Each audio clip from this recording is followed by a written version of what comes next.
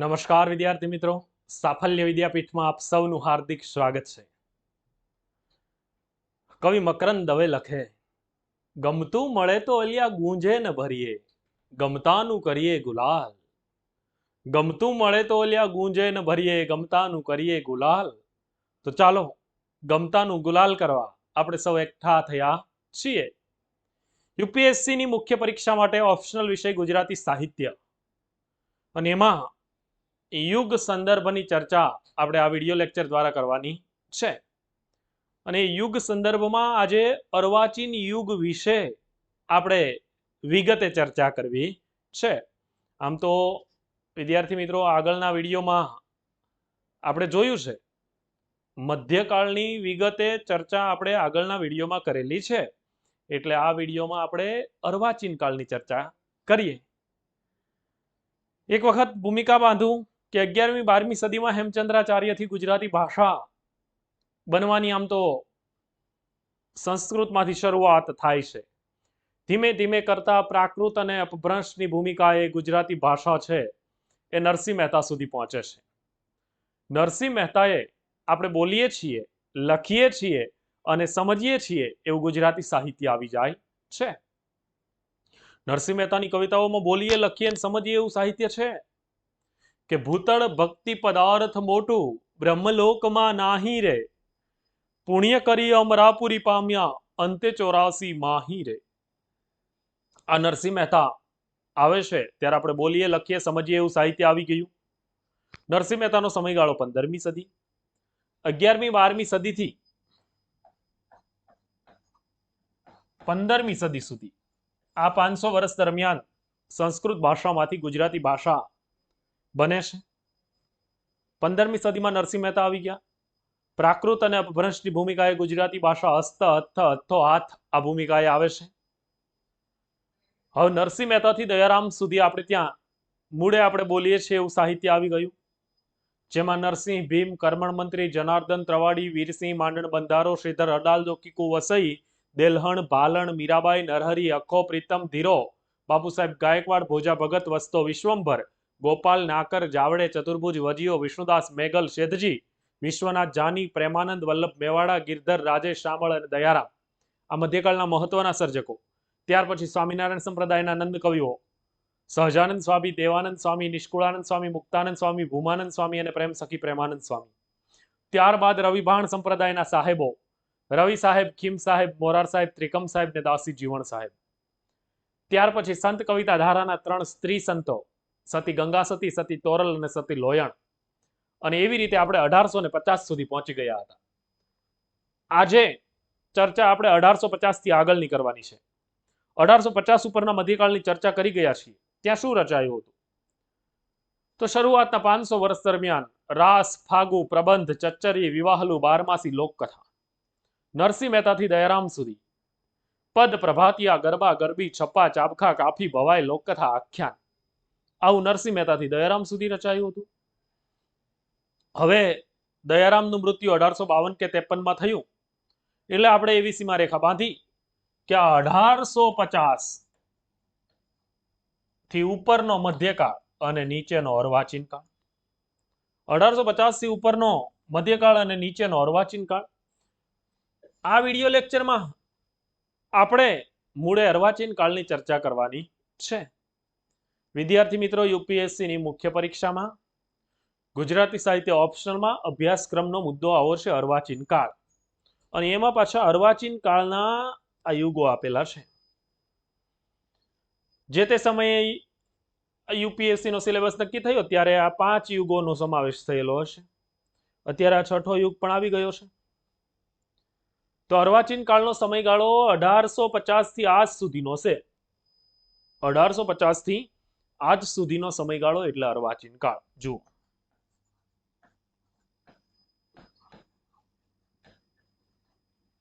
આ વિડિયો લેક્ચરમાં આપણે આખા અર્વાચીન કાળની ચર્ચા કરવાની છે, એટલે આ વિડીયોમાં મારે તમને આજ સુધી પહોંચાડી દેવાના છે।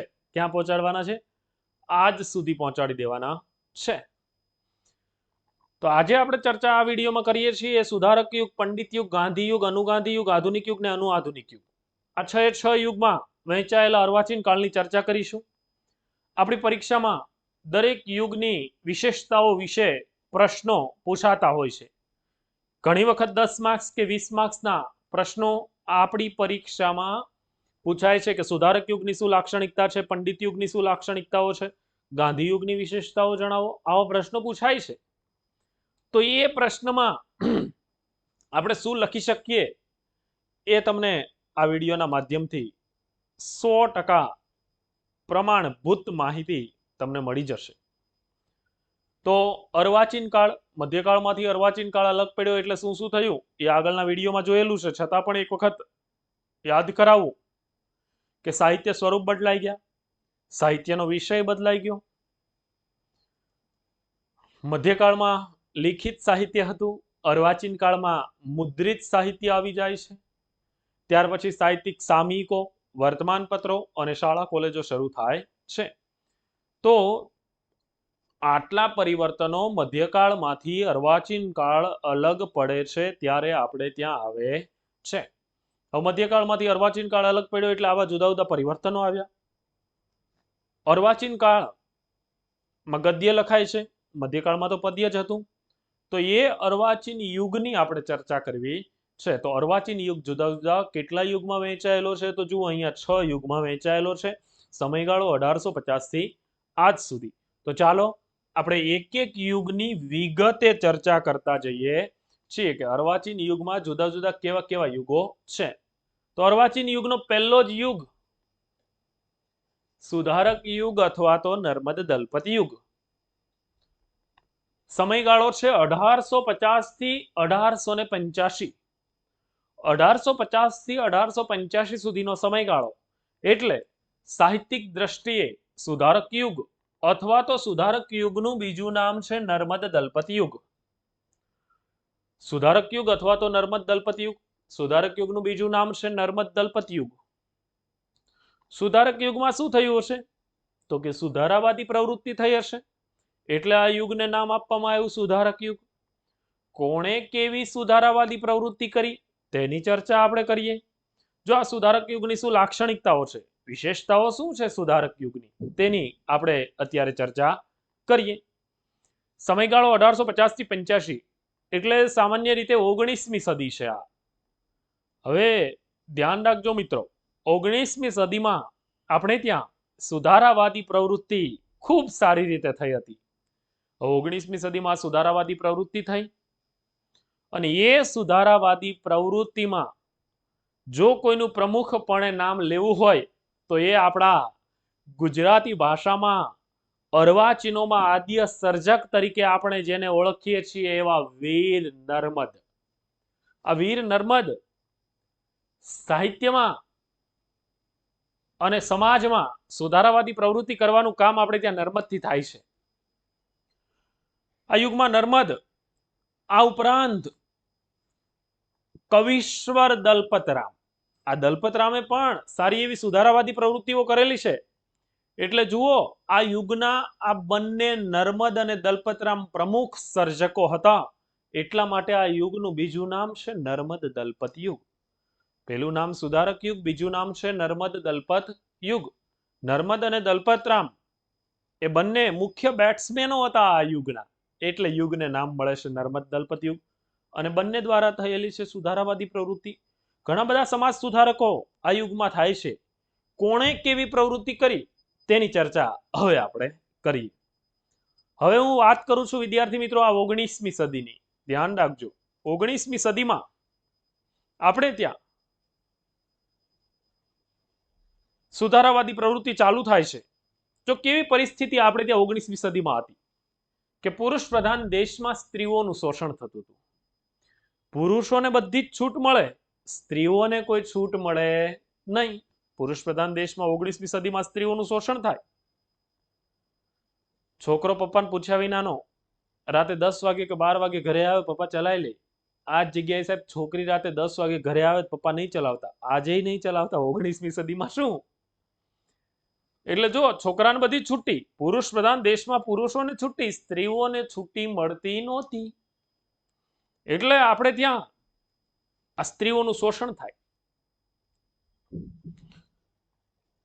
આ સમયગાળા દરમિયાન 19મી સદીમાં બહુ પત્નીત્વની પરંપરા, એટલે કે એક જ પુરુષ એક કરતા વધારે પત્નીઓ રાખી શકે.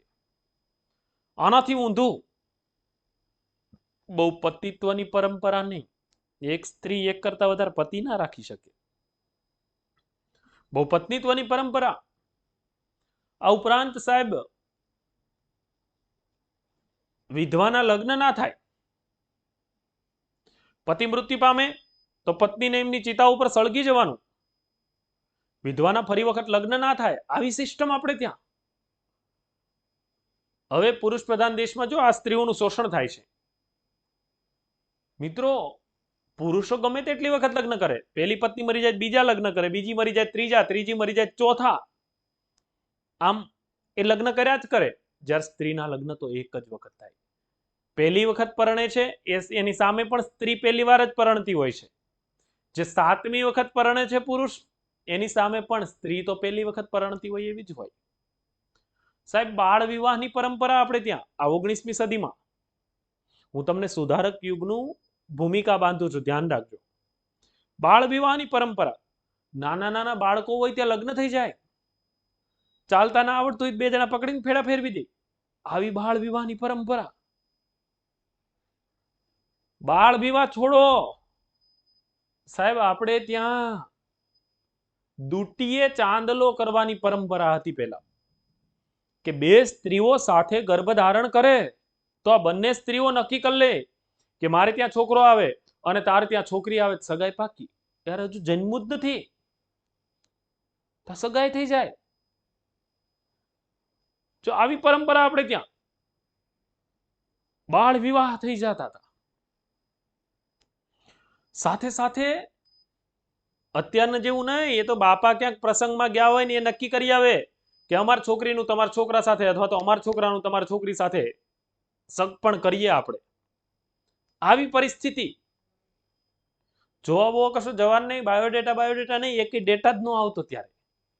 આવી પરિસ્થિતિ હતી આ 19મી સદીમાં. હવે વિચારો કે પુરુષના તો ગમે તેટલી વખત લગ્ન થાય. હવે 6-7 વખત જે પુરુષના લગ્ન થાય એ તો મોટો ડોસો થઈ જવાનો, 60-70 વર્ષનો થઈ જાય. છતાંય લગ્ન તો કેવી કન્યા સાથે થવાના? કુંવારી કન્યા સાથે લગ્ન થાય. હવે પેલો 60-70 વર્ષનો ડોસો હોય, આ બાજુ 25 વર્ષની કન્યા હોય, 15-20 વર્ષની. હવે 50 વર્ષનો પુરુષ, 15-20 વર્ષની કન્યા, બંનેના લગ્ન થાય. હવે પેલો પુરુષ કેટલું જીવવાનો? 5-10 વર્ષ વધારાના જીવે, ત્યાં તો મરી જાય. 5-10 વર્ષમાં એ પુરુષ મૃત્યુ પામે એટલે આપણે ત્યાં યુવાન કન્યાઓ વિધવા થવા લાગે. સાહેબ, 20-20, 25-25 વર્ષની કન્યાઓ આપણે ત્યાં વિધવા થાય છે આ સુધારક યુગમાં. આ નર્મદે જોયું, દુઃખી થયા નર્મદ. પ્રખર સુધારાવાદી વ્યક્તિ પોતે પાછા એવું માને કે સુધારો સ્વગૃહેથી જ થવો જોઈએ, એટલે કે સુધારો પોતાનાથી જ થવો જોઈએ. આવું પ્રખર માનવા વાળા વ્યક્તિ આ નર્મદ. બને છે એવું કે નર્મદની બાજુમાં જ એક નર્મદા ગૌરી નામની કન્યા રહેતી હતી. હવે આ નર્મદા ગૌરી ભર યુવાનીમાં વિધવા થઈ. નર્મદને આ સમાચાર જાણીને દુઃખ થયું કે આ ભર યુવાનીમાં નર્મદા ગૌરી વિધવા થયેલા છે. આખું જીવન વિધવા તરીકે જીવવું એ યોગ્ય બાબત નથી. એટલે સાહેબ, નર્મદે પોતે જ નર્મદા ગૌરી નામની, નર્મદના લગ્ન થઈ ગયા હતા છતાં પણ નર્મદા ગૌરી નામની વિધવા કન્યા સાથે પોતે જ લગ્ન કર્યા. આને કહેવાય સુધારાવાદી પ્રવૃત્તિ કરવી. સમાજે છૂટ નહોતી આપી સાહેબ. પોતાના સમાજથી ઉપર ઉઠીને પણ સમાજે નાત બહાર મૂકી દીધા કે વિધવાના વિવાહ શક્ય નથી, છતાં પણ તું વિધવા સાથે લગ્ન કરે છે. સમાજે વિધવા સાથે લગ્ન કર્યા આ નર્મદે, એટલે સમાજે નાત બહાર મૂકી દીધા. સમાજથી ઉપર ઉઠીને પણ વિધવા નર્મદા ગૌરી સાથે નર્મદ જીવન જીવે છે. એટલે આ યુગના પ્રમુખ સર્જક તરીકે નર્મદને ઓળખીએ છીએ આપણે. વીરનું બહુમાન આપવામાં આવ્યું. સુરતના સર્જક. આમ તો સુધારાવાદી પ્રવૃત્તિ 19મી સદીમાં સુરતમાં સારી રીતે થઈ હતી. આપણા આ સુધારક યુગનું સેન્ટર સુરત છે. મોટાભાગના સર્જકો સુરતના હતા. નર્મદ, દલપતરામ, મહિપતરામ, દુર્ગારામ, આ બધા જ સુરતના વતની, એટલે સુધારક યુગનું સેન્ટર આમ તો આપણે ત્યાં સુરત હતું સાહિત્યિક દ્રષ્ટિએ. પાછા ગુજરાતી ગદ્યના પિતા કહેવાય. આપણે ત્યાં અત્યાર સુધી પદ્યમાં જ લખાતું હતું, ગદ્યની શરૂઆત નર્મદે કરી. બુદ્ધિવર્ધક સભા ચલાવે અને દાંડીયો નામનું પાક્ષિક શરૂ કર્યું 1864માં. આ દાંડીયો પાક્ષિક શરૂ કર્યું. કોઈનાથી ડરે નહીં, પોતે જે જોવે છે એ બધું જ લખી દે. કોઈનાથી ડરે નહીં એટલે વીર કહેવાય. નર્મદ અર્વાચીનોમાં આદ્ય છે, સમય મૂર્તિ છે, ગદ્યના પિતા છે આ નર્મદ. અને એ નર્મદે ગુજરાતી ભાષાનો પ્રથમ નિબંધ સંગ્રહ આપ્યો. મંડળી મળવાથી થતા લાભ. મંડળી મળતી હતી બુદ્ધિવર્ધક સભામાં. એ સભામાં બધા ભેગા થતા જે ચર્ચા કરતી હતી એના ઉપરથી નર્મદે આખો નિબંધ સંગ્રહ લખ્યો, મંડળી મળવાથી થતા લાભ. આત્મકથા આપે ગુજરાતી ભાષાની પ્રથમ, મારી હકીકત 1866માં. આ ઉપરાંત નર્મદે ગુજરાતી ભાષાનો પ્રથમ શબ્દકોશ આપ્યો, નર્મકોશ. કેવી સરસ કવિતાઓ. ગુજરાત વિશેનું શ્રેષ્ઠ ગીત આપ્યું, સહુ ચલો જીતવા જંગ બ્યુગલો વાગે, આ હોમ કરીને કડપડો ફતેહ છે આગે. આ પણ નર્મદની કવિતા છે, વીરતા દર્શાવે છે. ત્યાર પછી જય જય ગરવી ગુજરાત, આ ગુજરાત વિશેનું ગીત પણ નર્મદ પાસેથી મળે છે. દીપે અરુણું પ્રભાત. તો આવા આપણા અર્વાચીનોમાં આદ્ય નર્મદ સુધારાવાદી પ્રવૃત્તિ કરેલી, એટલે આ યુગને નામ મળ્યું સુધારક યુગ. હવે આ દલપતરામે શું કર્યું છે એની વાત કરીએ. આપણે ત્યાં 19મી સદીમાં આપણા લોકો અંધશ્રદ્ધામાં ખૂબ માનતા હતા. અંધશ્રદ્ધામાં માને, ધર્મના નામે આપણે ત્યાં ધતિંગો પણ ચાલતા હતા. બધા જ લોકો અંધશ્રદ્ધામાં માને. બને છે એવું ભૂત પ્રેત ડાકણ સરકણમાં લોકો માનતા હતા. તો આવી અંધશ્રદ્ધામાંથી ઉગારવા માટે આ દલપતરામે સુધારાવાદી પ્રવૃત્તિ ચાલુ કરે છે. અને સાહેબ દલપતરામે ભૂત નિબંધ લખ્યો. ભૂત પ્રેતમાં માનતા હતા એટલે આ ભૂત નિબંધ લખી અને સમાજને સુધારા તરફ આગળ લઈ જાય છે. ત્યાર પછી જ્ઞાતિ જાતિઓના વાડામાં લોકો ફેલાઈ જતા હતા. જ્ઞાતિવાદમાં માનવા લાગ્યા લોકો, એટલે દલપતરામે જ્ઞાતિ નિબંધ લખ્યો. સાહેબ બાળકોના લગ્ન થઈ જતા હતા એટલે સમાજને સુધારવા માટે આ દલપતરામે બાળ વિવાહ નામનો નિબંધ લખ્યો. તો આવી રીતે દલપતરામે પણ આપણે ત્યાં સુધારાવાદી પ્રવૃત્તિ કરી છે. એટલે આ યુગનું નામ દલપતરામ સાથે જોડાયેલું છે. ત્યાર પછી આ જ સમયગાળા દરમિયાન આ દલપતરામે તો ગુજરાતી ભાષામાં સાહેબ શ્રેષ્ઠ બાળ કાવ્યો લખ્યા. ખૂબ સરસ બાળ કાવ્યો દલપતરામે આપેલા છે. હડુલા સાહિત્ય સ્વરૂપ સારી રીતે દલપતરામે ખેડેલું છે બાળ કાવ્યો.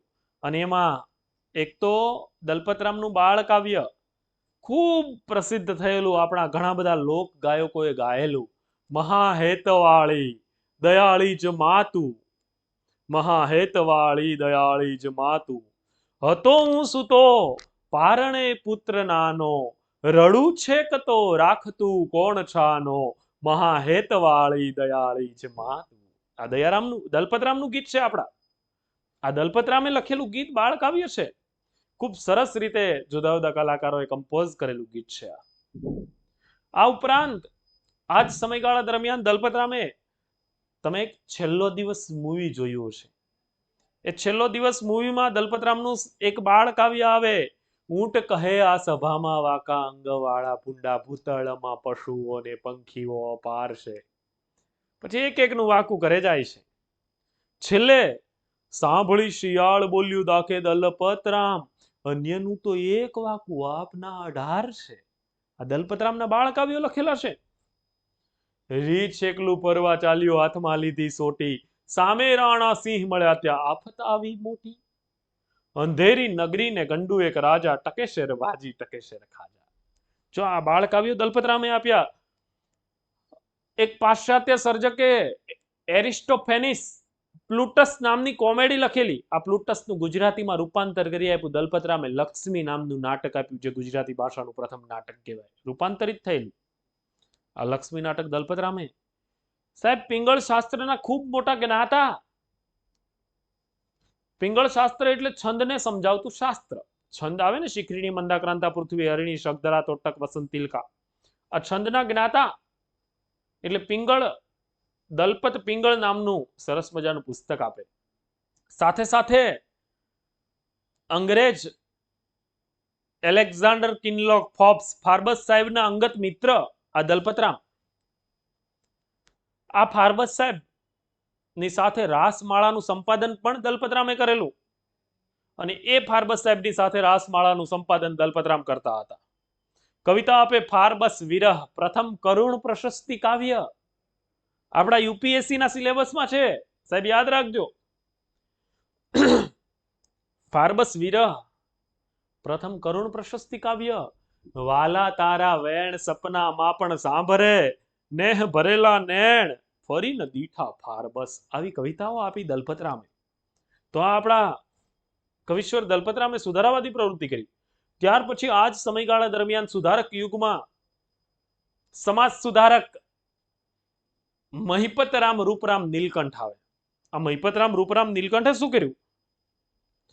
તો વિદ્યાર્થી મિત્રો, આપણે ત્યાં આ મહિપતરામ રૂપરામ નીલકંઠ ગુજરાતમાંથી પ્રથમ પરદેશ ગમન કરનાર વ્યક્તિ હતા. જો આ સુધારક યુગની સુધારાવાદી પ્રવૃત્તિ છે, પરદેશ ગમન કરવું એ મહાન પાપ ગણવામાં આવતું હતું, કે વિદેશમાં જવાનું નહીં, દરિયો ઓળંગવો મનાઈ હતી આપણે ત્યાં, કે દરિયો ઓળંગવો એ મહાન પાપ કહેવાય. પેલા આપણે ત્યાં દરિયાઈ માર્ગે જ પ્રવાસ કરવામાં આવતા હતા, એટલે દરિયો ઓળંગવો એ મહાન પાપ છે એવું ગણવામાં આવતું હતું, કે હું પરદેશ જાઉં, પરદેશથી પાછો આવું તો પરદેશના બધા પાપ મારી સાથે અહીંયા આવી જાય, એવી માન્યતા. મહિપતરામ નીલકંઠ પોતાના સમાજથી, પરિવારથી ઉપર ઉઠીને પોતે ગુજરાતમાંથી પહેલા વહેલા ઇંગ્લેન્ડ જાય છે. ઇંગ્લેન્ડ ગયા, ઇંગ્લેન્ડથી પાછા આવ્યા એટલે સમાજે નાત બહાર મૂકી દીધા મહિપતરામ નીલકંઠને, કે પરદેશ ગમન કરવું એ મહાન પાપ છે, છતાંય તું પરદેશમાં જાય છે. એ મહિપતરામ નીલકંઠ પોતાના સમાજનું, જ્ઞાતિનું પ્રાયશ્ચિત કરીને ફરી પાછા પોતાની જ્ઞાતિમાં જોડાય છે. આવી સુધારાવાદી પ્રવૃત્તિ કરેલી સાહેબ આ મહિપતરામ રૂપરામ નીલકંઠે. પરદેશ ગમન કરે છે. આ ઉપરાંત મહિપતરામ નીલકંઠ સારા એવા સર્જક, ખૂબ સારું એવું સાહિત્ય રચેલું આપણે ત્યાં. ગુજરાતી ભાષાની પ્રથમ સામાજિક નવલકથા લખે, સાસુ વહુની લડાઈ. ત્યાર પછી આ મહિપતરામ નીલકંઠ સદરા જયસંગ અને વનરાજ ચાવડો નામની ઐતિહાસિક નવલકથાઓ લખે. ગુજરાતી ભાષાનું પ્રથમ પ્રવાસ પુસ્તક આપ્યું, ઇંગ્લેન્ડની મુસાફરીનું વર્ણન. ઉત્તમ કપોળ કરસનદાસ મૂળજી અને દુર્ગારામ મહેતા જીવન ચરિત્રો આપ્યા. અને સારામાં સારી બાબત તો એ છે કે આપણે ત્યાં જે અસાઈ ઠાકરે ભવાઈના વેશો આપેલા ને, એ કઈ સંગ્રહિત નહોતા. પછી આપણે ત્યાં મહિપતરામ નીલકંઠ આવે છે ને, એ મહિપતરામ નીલકંઠે ભવાઈ સંગ્રહ નામનું પુસ્તક સંપાદિત કરેલું છે. જો મહિપતરામ નીલકંઠે આ સંપાદન કરેલું છે. ભવાઈ આપણા યુપીએસસી ના સિલેબસમાં છે, ધ્યાન રાખજો. આ બધું એકબીજા સાથે જોડાયેલું છે. મહિપતરામે આવી સુધારાવાદી પ્રવૃત્તિ કરી. ત્યાર પછી અત્યારે ખૂબ ચર્ચામાં છે એવા સમાજ સુધારક આપણે ત્યાં અહીંયા આ 19મી સદીમાં થઈ ગયા સુધારક યુગમાં. આ સુધારક યુગની લાક્ષણિકતા કહું છું, ધ્યાન રાખજો. અને એ સર્જક એટલે ખૂબ જ ચર્ચામાં અત્યારે હાલમાં છે,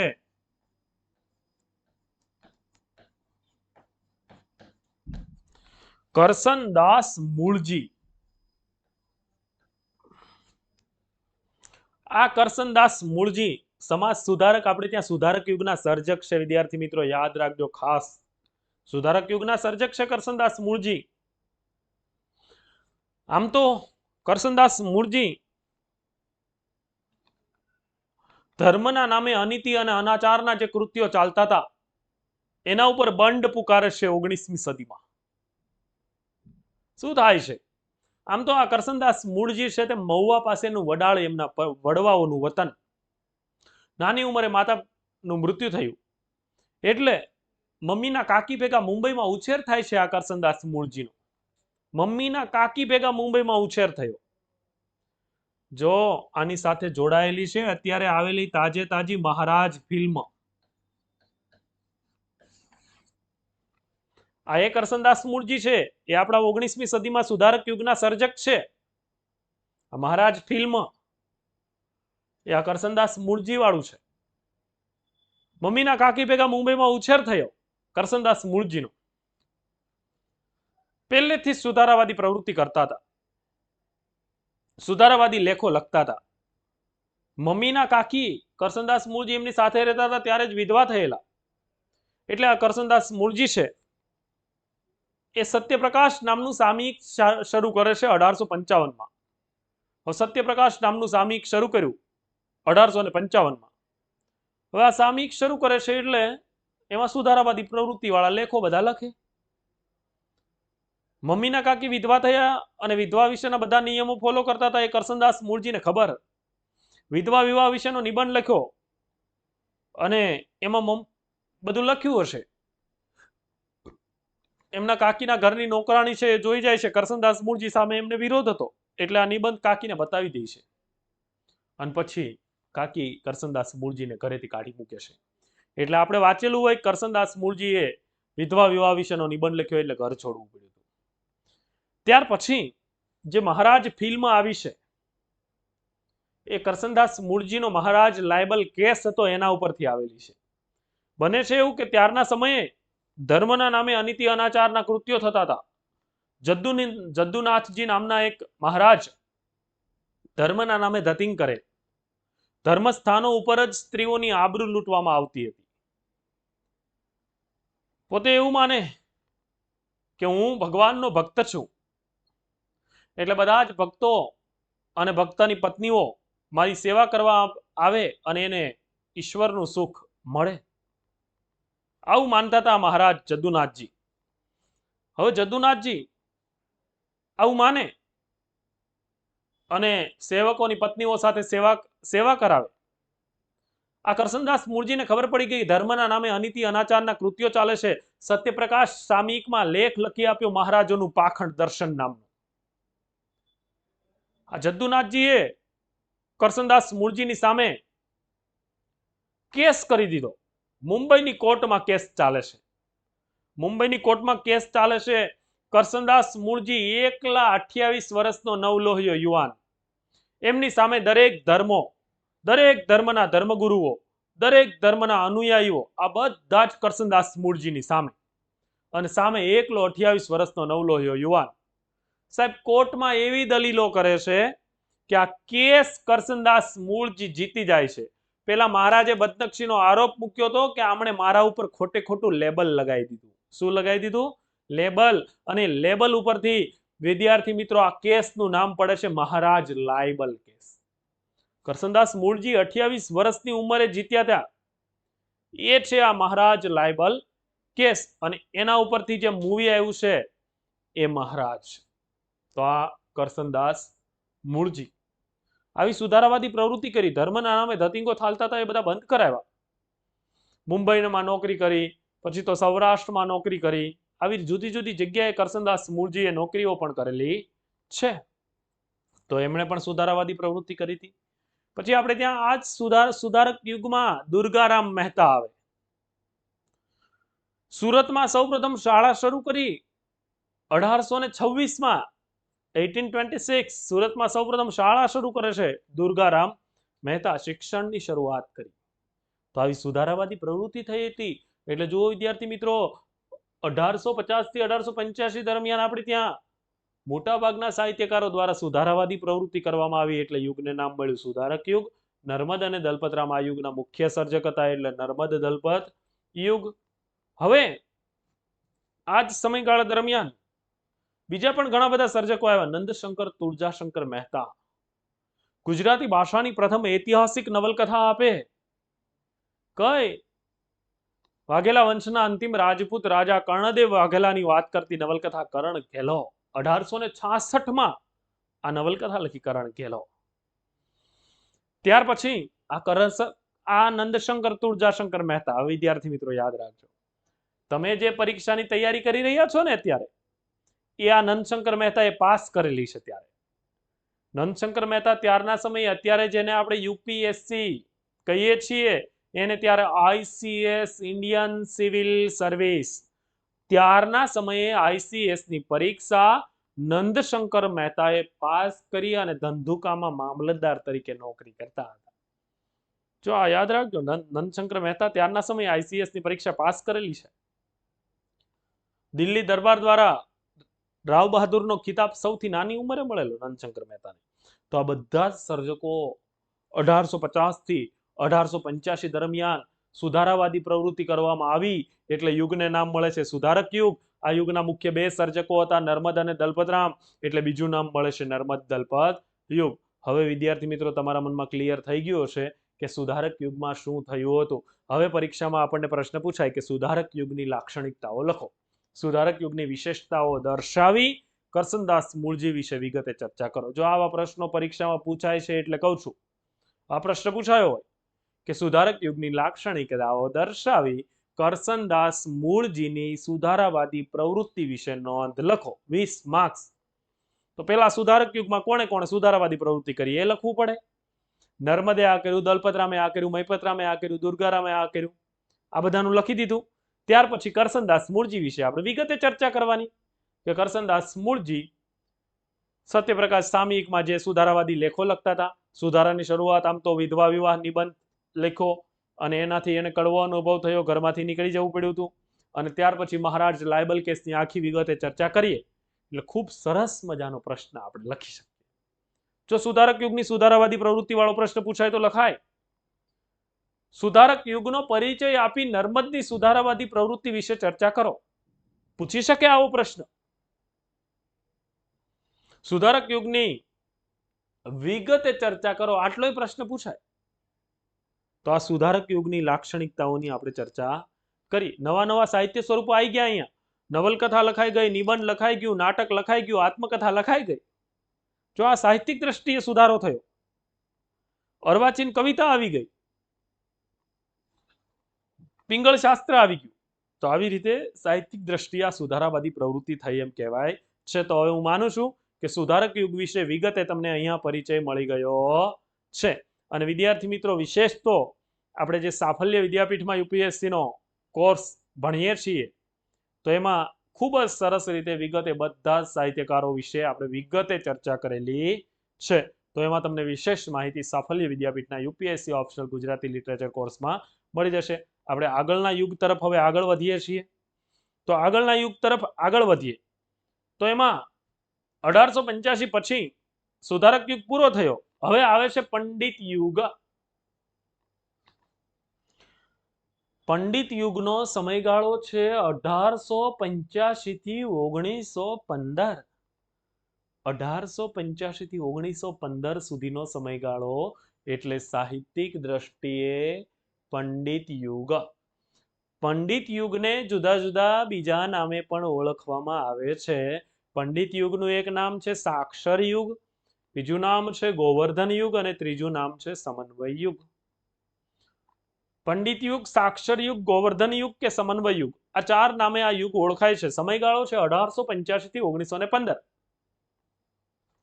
જેવી રીતે વિદ્યાર્થી મિત્રો સુધારક યુગનું સેન્ટર સુરત હતું, એવી રીતે આ પંડિત યુગનું સેન્ટર કયું છે તો કે નડિયાદ. નડિયાદ એ પંડિત યુગનું સેન્ટર છે. સુધારક યુગ, આ પંડિત યુગના મોટા ભાગના સર્જકો નડિયાદના વતની હતા. એટલે જુઓ, આ સાક્ષરોની ભૂમિ નડિયાદ છે ને, એટલા માટે કહેવાય છે કે આ બધા સાક્ષરો છે એ નડિયાદના વતની હતા મોટા ભાગના. એટલે સાક્ષર યુગ. સાક્ષર એટલે ભણેલા ગણેલા, સ વત્તા અક્ષર બરાબર સાક્ષર. જેમની પાસે અક્ષર જ્ઞાન હોય તે સાક્ષર. પંડિત યુગના મોટા ભાગના સર્જકો ભણેલા ગણેલા હતા એટલે યુગને સાક્ષર યુગ નામ મળ્યું. પંડિતાય કરતા હતા. પંડિત એટલે વિદ્વાન હતા, બધા સર્જકો વિદ્વાન એટલે પંડિત યુગ નામ મળ્યું. ભણેલા ગણેલા એટલે સાક્ષર યુગ.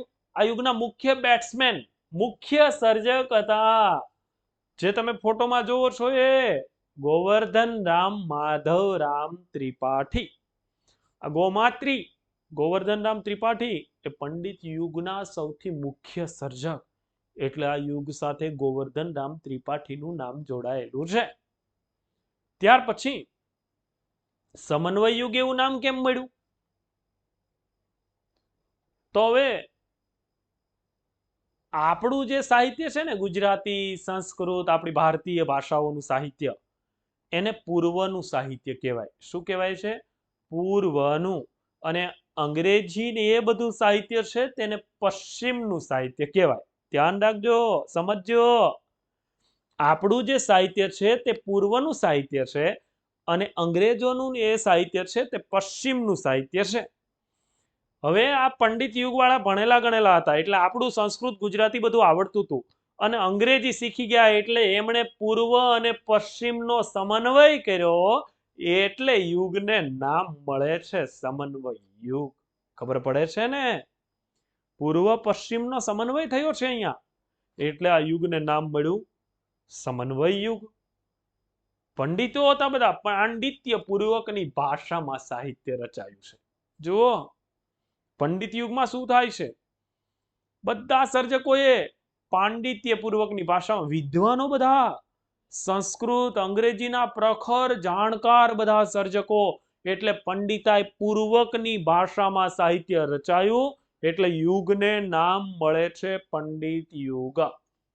ભણેલા ગણેલા સર્જકો હતા એટલે સાક્ષર યુગ. ગોવર્ધન રામ ત્રિપાઠી મુખ્ય સર્જક એટલે ગોવર્ધન યુગ. પૂર્વ પશ્ચિમનો સમન્વય થયો એટલે સમન્વય યુગ. કેવું સાહિત્ય રચાય છે જુઓ. ખૂબ મોટા ગજાના વિદ્વાનો બધા. સાહેબ, એક નવલકથા લખે તો એ નવલકથાને જુદા જુદા ભાગમાં વહેંચે, અને એ નવલકથાને જુદા જુદા ભાગમાં વહેંચે. નવલકથાનું નામ એક રાખે, સાથે નવલકથાના જેટલા ભાગ પાડે એ ભાગના નામ પણ જુદા જુદા, ભાગને પણ જુદા જુદા ટાઇટલ આપે. નવલકથાને એક ટાઇટલ આપેલું, નવલકથાના ભાગને પણ એક એક ટાઇટલ આપે. 4-5 ભાગ પાડે તો એ 4-5 ભાગના નામ જુદા જુદા. સાહેબ, પ્રકરણોના નામ પણ જુદા જુદા. ખૂબ લાંબા લાંબા લખાણો કરે, આખું આખું પેજ લખાઈ જાય ત્યાં સુધી પૂર્ણ વિરામ ના કરે, આવી વિદ્વતા સર્જકોમાં. આ પંડિતાઈ પૂર્વકની ભાષામાં સાહિત્ય રચાયું. ત્યારના સમયે આપણા ગોવર્ધન રામ ત્રિપાઠી 2500 પેજની આ નવલકથા લખે. કેટલા? 2500 પેજની નવલકથા લખી. નવલકથાનું નામ છે સરસ્વતી ચંદ્ર. 2500 પેજની નવલકથા લખી ગોવર્ધન રામ ત્રિપાઠીએ, સરસ્વતી ચંદ્ર નામની. આ સરસ્વતી ચંદ્ર નવલકથાનું ટાઇટલ સરસ્વતી ચંદ્ર છે. સરસ્વતી ચંદ્ર નવલકથાના 4 ભાગ પાડે. 4 ભાગના નામ જુદા જુદા. પહેલા ભાગનું નામ બુદ્ધિ ધનનો કારભાર, બીજું ગુણસુંદરીનું કુટુંબ જાળ, ત્રીજો રત્નનગરીનું રાજ્યતંત્ર, ચોથો સરસ્વતી ચંદ્રનું મનોરાજ્ય અન્નપૂર્ણાહુતિ. 4 ભાગના નામ જુદા જુદા. આ ભાગના પાછા જુદા જુદા પ્રકરણ પાડે, પ્રકરણના નામ પણ અલગ અલગ. પ્રથમ પ્રકરણનું નામ સુવર્ણપુરનો અતિથિ. આપણે યુપીએસસીના સિલેબસમાં જે 19 બુક્સ છે એમાંની એક બુક એટલે સરસ્વતી ચંદ્ર, પણ સરસ્વતી ચંદ્રમાં પહેલો ભાગ જ આપણે છે. આના 4 ભાગ છે. આપણા અભ્યાસક્રમમાં જે પેપર 2 માં એક કૃતિ છે સરસ્વતી ચંદ્ર ભાગ 1, અને એ ભાગ 1 એટલે કયો? તો કે બુદ્ધિ ધનનો કારભાર. 4 ભાગ છે. આવું સાહિત્ય રચાયું. આ ગોવર્ધન રામ ત્રિપાઠી સરસ્વતી ચંદ્ર નામની બૃહદ નવલકથા આપે. ભારતીય સાહિત્યની અજોડ નવલકથા કહેવાય. આવી નવલકથા કોઈ હજુ સુધી લખી શક્યું નથી. આવડી તો નથી લખી શક્યા, પણ આવી સારી પણ શ્રેષ્ઠ નવલકથા આપણને ગોવર્ધન રામ ત્રિપાઠી પાસેથી મળે છે. પછી તો બીજા ઘણા બધા પુસ્તકો ગોવર્ધન રામ ત્રિપાઠીએ આપ્યા છે. ત્યાર પછી આ જ સમયગાળા દરમિયાન આપણે ત્યાં પંડિત યુગમાં જુઓ, બધા જ પંડિતો, વિદ્વાનો, સ્વામી વિવેકાનંદ પહેલા જેમનું વિશ્વ ધર્મ પરિષદમાં સંબોધન આપવામાં નામ ઘોષિત થયું હતું, એવા મણિલાલ નભુભાઈ દ્વિવેદી આ સમયગાળા દરમિયાન થઈ ગયા. મણિલાલ નભુભાઈ દ્વિવેદી અભેદ માર્ગના પ્રવાસી અને બ્રહ્મનિષ્ઠ સર્જક તરીકે ઓળખાય. મણિલાલ નભુભાઈ દ્વિવેદી શ્રેષ્ઠ સાહિત્ય રચે, ઘણું બધું સાહિત્ય રચેલું. કવિતા લખે, કઈ લાખો નિરાશામાં અમર આશા છુપાયેલી હોય છે. આ મણિલાલ દ્વિવેદી સુદર્શન ગદ્યાવલી નામનું પુસ્તક, સારા એવા નિબંધ સંગ્રહો, કાવ્ય સંગ્રહો આપે. સુદર્શન અને પ્રિયંબદા નામના સામયિકો પણ ચલાવે. ગુલાબસિંહ નામની નવલકથા લખે. જો જેનોની નવલકથાનું ગુલાબસિંહ નામે રૂપાંતર કર્યું લોર્ડ લિટન નામનો સર્જક પાશ્ચાત્ય જેની જેનોની નામની નવલકથા ગુજરાતીમાં રૂપાંતર કર્યું ગુલાબસિંહ નામે વિદ્વાનો હતા. પછી આપણે ત્યાં ત્યારના સમયે આઈસીએસ ની પરીક્ષા પાસ કરનાર બીજા એક સર્જક ખેડા જિલ્લામાં આસિસ્ટન્ટ કલેક્ટર તરીકે નોકરી કરેલી એવા નરસિંહરાવ દિવેટિયા આઈસીએસ ની પરીક્ષા એમણે પણ પાસ કરેલી અને કવિ તરીકે નરસિંહરાવ દિવેટિયા આવે. શ્રેષ્ઠ કવિતાઓ લખ્યા નરસિંહરાવ દિવેટિયા ખેડા જિલ્લાના આસિસ્ટન્ટ કલેક્ટર હતા અને સાથે સાથે કવિતાઓ લખે સાહેબ. પોતાના નાનકડા પુત્રના મૃત્યુ સમયે કવિતા લખી જે આપણે આજે પ્રાર્થના તરીકે સ્વીકારી કે મંગળ મંદિર ખોલો દયામય મંગળ મંદિર ખોલો દ્વારે ઉભો શિશુ ભોળો દયામય મંગળ મંદિર ખોલો. પોતાના પુત્રના મૃત્યુ સમયે લખાયેલી આ કવિતા ઈશ્વરને સંબોધીને પ્રાર્થના કરે છે કે તારા દરવાજા ખોલી નાખ, તારા દરવાજે આજે મારું બાળક આવીને ઊભ્યું છે. દિવ્ય ત્રિશાતુર આવ્યો બાળક શિશુને ઉરમાં લ્યો લ્યો દયામય મંગળ મંદિર ખોલો દયામય. જુઓ આ વિદ્વતા જુઓ કવિઓની. આ નરસિંહરાવ દિવેટિયા કુસુમ માળા નુપુર ઝંકાર કેવા પુસ્તકો આપે છે. ત્યાર પછી આજ સમયગાળા દરમિયાન આપણે ત્યાં ગઝલ સાહિત્ય સ્વરૂપ લઈ આવે છે બાલાશંકર ઉલ્લાસરામ કંથારિયા. ગઝલ લઈ આવે. ગઝલના પિતા તરીકે જાણીતા બનેલા સર્જક બાલાશંકર ઉલ્લાસરામ કંથારિયા ગુજરાતી ભાષાની પ્રથમ બોધ ગઝલથી ગઝલ લખવાની શરૂઆત કરી. જો આ નવી રીત લઈ આવ્યા, ગઝલ લઈ આવ્યા, અરબી ફારસીનું સાહિત્ય સ્વરૂપ ગુજરાતીમાં લઈ આવે. ઇશ્કે હકીકી ઇશ્કે મિજાજી ગઝલો લખે. ઈશ્વરના પ્રેમની વાતો હોય ઇશ્કે હકીકી, માણસના પ્રેમની વાતો હોય તે ઇશ્કે મિજાજી. આ સાહિત્ય સ્વરૂપો પણ આપણી પરીક્ષાના સિલેબસમાં છે પેપર 1 માં. એ પણ આપણે વિગતે ભણવાના છીએ. આપણા કોર્સમાં તો આપણે ભણાવીએ છીએ ગઝલ સાહિત્ય સ્વરૂપ. ઇશ્કે હકીકી ઇશ્કે મિજાજી શેરમાં વહેંચાયેલી હોય. પહેલો શેર મતલાનો શેર, છેલ્લો મક્તાનો શેર.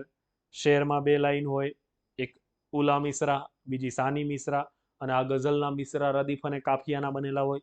આ ગઝલ સાહિત્ય સ્વરૂપ આપણે ત્યાં લઈ આવે છે બાલાશંકર ઉલ્લાસરામ કંથારિયા. બોધ ગઝલથી ગઝલ લખવાની શરૂઆત કરે. ગુજારે જે શિરે તારે જગતનો નાથ તે સહેજે ગણ્યું પ્યારું પ્યારા એ જે અતિ પ્યારું ગણી લેજે. આવી ગઝલ આપે આ બાલાશંકર કંથારિયા. ગઝલનો આખો વિકાસ ક્રમ એ પણ આપણા સિલેબસનો ટોપિક છે. ગઝલ સાહિત્ય સ્વરૂપ લક્ષણ અને વિકાસ ક્રમ. તો બાલાશંકર ઉલ્લાસરામ કંથારિયા. પછી આપણે ત્યાં મહિપતરામ રૂપરામ નીલકંઠના દીકરા સાહિત્યકાર તરીકે આવે છે રમણભાઈ નીલકંઠ. જો આ પંડિત યુગના સર્જકો રમણભાઈ નીલકંઠ. આમ તો આખા નીલકંઠ પરિવાર પાસેથી આપણને ખૂબ જ સાહિત્ય સાંભળ્યું છે. આ રમણભાઈ નીલકંઠ મકરંદ ઉપનામે કવિતા લખે, સાહિત્ય લખે. ગુજરાતી ભાષાના પ્રથમ હાસ્ય લેખક કહેવાય. પિતા બહુ સુધારાવાદી પ્રવૃત્તિ કરી, ઇંગ્લેન્ડમાં ગયા, નાત બાર રહ્યા, અને અહીંયા દીકરો ગુજરાતનો પ્રથમ હાસ્ય લેખક બને રમણભાઈ નીલકંઠ. ગુજરાતી ભાષાની પ્રથમ હાસ્ય નવલકથા આપે ભદ્રમ ભદ્ર. આ ગુજરાતી ભાષાની પ્રથમ હાસ્ય નવલકથા રમણભાઈ નીલકંઠ પાસેથી મળે છે. પછી તો એ રમણભાઈ નીલકંઠે લગ્ન કર્યા. એમના પત્ની પણ ખૂબ સારું એવું સાહિત્ય લખે. વિદ્યા ગૌરી નીલકંઠ ગુજરાતના પ્રથમ મહિલા સ્નાતક. જો સ્ત્રીઓમાં પેલું વેલું ગ્રેજ્યુએશન કરનાર હતા વિદ્યા ગૌરી નીલકંઠ. પછી તો રમણભાઈ અને વિદ્યા ગૌરી નીલકંઠના દીકરી વિનોદિની નીલકંઠે પણ ખૂબ સારું સાહિત્ય લખ્યું છે. તો આ રમણભાઈ નીલકંઠ. પછી દલપતરામના દીકરા અહીંયા પંડિત યુગમાં આવ્યા નાનાલાલ, ડોલન શૈલીના ઘડવૈયા. શ્રેષ્ઠ ઉર્મી કાવ્યો આપ્યા આ નાનાલાલે. સિંહને શસ્ત્રશા, વીરને મૃત્યુશા. આવા ઉર્મી કાવ્યો લખ્યા. પાર્થને કહો ચઢાવે બાણ, હવે તો યુદ્ધ એ જ કલ્યાણ. અને તમારા માટે પાર્થને કહો ચઢાવે બાણ, હવે તો યુપીએસસી એ જ કલ્યાણ. તમારે તો યુપીએસસી એ જ કલ્યાણ છે. નાનાલાલની કવિતા યુદ્ધ એ જ કલ્યાણ, આપણા માટે યુપીએસસી એ જ કલ્યાણ. આ કવિતા નાનાલાલની છે. શ્રેષ્ઠ ઉર્મી કાવ્યો લખ્યા. પ્રાર્થના ગાઈએ આપણે નાનાલાલની શિખરીણી છંદનું ઉદાહરણ. અસત્યો માહેથી પ્રભુ પરમ સત્યે તું લઈ જા, ઊંડા અંધારેથી પ્રભુ પરમ તેજે તું લઈ જા. નાનાલાલ છે. સારું એવું સાહિત્ય લખ્યું, નાટકો લખ્યા. જયા જયંત, ઇન્દુકુમાર, કાવ્ય સંગ્રહ, નાના નાના રાસ. આ સરસ સાહિત્ય લખ્યું. મહાકાવ્ય લખવાનો પ્રયત્ન કર્યો નાનાલાલ. નાનાલાલ પછી આ જ સમયગાળા દરમિયાન આપણે ત્યાં ખંડકાવ્ય લઈ આવનાર સર્જક, ગુજરાતી ભાષામાં ખંડકાવ્ય લખવાની શરૂઆત કરે અને ખંડકાવ્યના પિતા તરીકે આપણે જેમને ઓળખીએ છીએ એવા કવિ કાંત. પંડિત યુગમાં એવા જુઓ મણિશંકર રત્નજી ભટ્ટ, કવિ કાંત. આપણે જે બુક્સ વાળું પેપર છે એમાં એક પૂર્વાલાપ નામનો બુક્સ છે. એ પૂર્વાલાપ નામનો કાવ્ય સંગ્રહ કવિ કાંતનો છે. વસંત વિજય ખંડકાવ્યથી ખંડકાવ્ય લખવાની શરૂઆત કરી અને એ વસંત વિજય ખંડકાવ્યની પ્રથમ પંક્તિ કાંતે લખેલી. ઉદ્ગાર છે માદ્રીનો કે નહીં નાથ ન જાણો કે સવાર છે, આ બધું ઘોર અંધારું હજુ તો બહુ વાર છે. કવિ કાંત વસંત વિજય ખંડકાવ્યની શરૂઆત કરે. અતિજ્ઞાન ખંડકાવ્ય આપે. ઉદગ્રીવ દ્રષ્ટિ કરતા નભ શૂન્ય ભાસે. સાગર અને શશી નામનું કાવ્ય આપે. શ્રેષ્ઠ પ્રાર્થના ગીત આપે. હિન્દ માતાને સંબોધન. સારું એવું આપણે રાષ્ટ્રપ્રેમને રજૂ કરતું આપણે ગીત બોલીએ છીએ કે ઓ હિન્દ દેવ ભૂમિ સંતાન સૌ તમારા, કરીએ મળીને વંદન સ્વીકારજો અમારા. કવિ કાંત પાસેથી મળે છે હિન્દ માતાને સંબોધન. ત્યાર પછી આ કવિ કાંત ખંડકાવ્યો આપે. આપણે તો પૂર્વાલાપ કાવ્ય સંગ્રહ એ સિલેબસમાં છે, એના વિશે વિગતે આપણે ચર્ચા કરીએ છીએ અને ક્યારેક ક્યારેક ચર્ચા કરતા રહીશું. આ ઉપરાંત આ જ સમયગાળા દરમિયાન જેમને આપણે સુરતાની વાડીનો મીઠો મોરલો કહીએ છીએ, સુરતાની વાડીનો મીઠો મોરલો કવિ કલાપી, રાજવી કવિ. જ્યાં જ્યાં નજર મારી ઠરે, યાદી ભરી ત્યાં આપની, આંસુ મહી આંખથી આધી જરે છે આપની. કવિ કલાપી લખે સુરતાની વાડીનો મીઠો મોરલો. ત્યારના સમયે રાજા થઈને કવિતાઓ લખતા હતા અને ખૂબ સરસ મજાની કવિતાઓ આપણને કવિ કલાપી પાસેથી, સુરસિંહજી તખ્તસિંહજી ગોહિલ કલાપી પાસેથી મળે છે. શ્રેષ્ઠ રચનાઓ, ગઝલ, ખંડકાવ્યો, આ બધું કલાપીએ આપેલું છે આપણને. બહુ બધી કવિતાઓ. આમ તો મૂળે કાવ્ય સાહિત્ય સ્વરૂપમાં સારું એવું કામ કરેલું છે, પણ સાથે સાથે પ્રવાસ નિબંધ પણ લખેલા છે. પ્રવાસ લખેલો છે, કાશ્મીરનો પ્રવાસ. હમીરજી ગોહિલ નામનું દીર્ઘ કાવ્ય આપ્યું. ગ્રામ માતા નામનું ખંડકાવ્ય આપ્યું આ કવિ કલાપીએ. ત્યારના સમયે સારું એવું સાહિત્ય રચ્યું. પછી ઇટલી ભાષામાંથી એટલે કે ઇટાલીથી સોનેટ લઈ આવનાર સર્જક આ સમયગાળા દરમિયાન આપણે ત્યાં આવે છે અને એ સર્જક એટલે બળવંતરાય કલ્યાણરાય ઠાકોર, બક ઠાકોર. આ બક ઠાકોર શ્રેષ્ઠ કાવ્યો આપે. બક ઠાકોર ઇટલી ભાષામાંથી સોનેટ લઈ આવ્યા અને સોનેટની શરૂઆત કરે ભણકારા સોનેટ. ભણકારા સોનેટ થી સોનેટ લખવાની શરૂઆત કરીને સારા એવા સોનેટ આપ્યા. કવિતા આપે. તમને પ્રેરણા મળે એવી કવિતા લખી બક ઠાકોરે કે નિશાન ચૂક માફ, નહીં માફ નીચું નિશાન. કે તું નિશાન ચૂકી જઈશ તો ચાલશે, પણ નીચું નિશાન રાખીશ તે ચાલશે નહીં. આ બક ઠાકોરની કવિતા છે. નિશાન ચૂક માફ, નહીં માફ નીચું નિશાન. આપણે નીચું નિશાન રાખવાનું નથી. કદાચ એકાદ વાર નિશાન ચૂકી જઈશ તો ચાલશે, પણ નીચું નિશાન રાખીશ નહીં. નિશાન તો યુપીએસસી નું જ રાખવાનું છે. આ બક ઠાકોરની કવિતા છે. બળવંતરાય ઠાકોર સોનેટ લઈ આવ્યા ઇટલીથી. 14 અક્ષરનું સોનેટ હોય. સાહિત્ય સ્વરૂપ ભણવાનું છે આપણે. 14 લાઈનનું, સોરી 14 લાઈન હોય. એમાં શેક્સપિયર, પેટ્રાર્ક ને મિલ્ટન આવા 3 પ્રકારના સોનેટો આવે. છંદોબદ્ધ સાહિત્ય સ્વરૂપ છે. આ બધું આપણે વિગતે ભણવાના છીએ. તો આવા સોનેટના પિતા છે આપણે ત્યાં બળવંતરાય ઠાકોર, બકઠા. આવું પૃથ્વી છંદ પ્રિય. ત્યાર પછી આ જ સમયગાળા દરમિયાન આપણે ત્યાં માં વિશેનું શ્રેષ્ઠ ગીત આપણને પંડિત યુગમાં પ્રાપ્ત થાય. માં વિશેનું શ્રેષ્ઠ ગીત. પેલા ગીતની પંક્તિ કહું પછી સર્જકનું નામ કહું. પંક્તિ બોલીશ એટલે તમને યાદ આવી જશે. ગુજરાતી ભાષાનું જો કોઈ માં વિશેનું અણમોલ ખૂબ જ સારું ગીત હોય તો એ છે મીઠા મધુ ને મીઠા મેહુ લારે લોલ, એથી મીઠી છે મોરી માતરે જનનીની જોડ સખી નહીં જડે રે લોલ. આ જનની કવિતાના રચયિતા બોટાદકર, સારા એવા સર્જક. ગંગાના નીર તો વધે ઘટે રે લોલ, સરખો એ પ્રેમનો પ્રવાહ રે જનનીની જોડ સખી નહીં જડે રે લોલ. મિત્રો, આ સાહિત્ય મજાનો વિષય છે. કેટલી મજા આવે ભણવાની. આપણે અઘરો કરી દીધો છે, બાકી આવો સરળ વિષય છે. કવિતા અને કથા કરતા કરતા ખૂબ સરસ જ્ઞાન પ્રાપ્ત કરવું એટલે સાહિત્ય. જો આ કવિતા આપણને એમ થાય સરસ મજાની મજા આવે, આપણા વિષયને લગતું છે, એટલે કવિતાની સાથે સાથે કથાની સાથે સાથે સરસ રીતે આ સાહિત્યનું રસપાન થઈ જાય અને પરીક્ષામાં ખૂબ સારું સ્કોરિંગ લાવી શકીએ. આવી રીતે રસપ્રદ રીતે પણ સાહિત્ય ભણી શકાય એનો ઉત્તમ નમૂનો તમે અત્યારે જોઈ રહ્યા છો કે રસ પડે એવી બાબતમાં સાહિત્ય ભણવું પડે. જો રસ ન પડે તો ભણી ના શકાય. એટલે આ તમને રસ પાડવા માટે બધું કહેતો જાઉં છું સાથે સાથે કે આ જો મજાની વસ્તુઓ છે, કેવી ગીતો લખાયા આપણે ત્યાં. એટલે સાહિત્યમાં આવો રસ પાડવો જ પડે ને તો જ તમને યાદ રહેશે. એટલે રસપૂર્વક ભણવાનું છે આપણે આ સાહિત્ય. એટલે તમને રસ પડે એવી મજાની શૈલીમાં, આવી સરળ શૈલીમાં પણ સાહિત્યનું રસપાન કરી શકાય.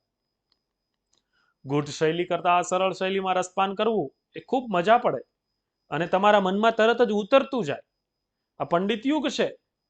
બોટાદકર પછી ગુજરાતમાં આમ તો ગુજરાત વિશેના શ્રેષ્ઠ ગીતો લખનાર સર્જક ખબરદાર આવે. જ્યાં જ્યાં વસે ગુજરાતી ત્યાં ત્યાં સદાકાળ ગુજરાત. આ પંડિત યુગના સર્જક.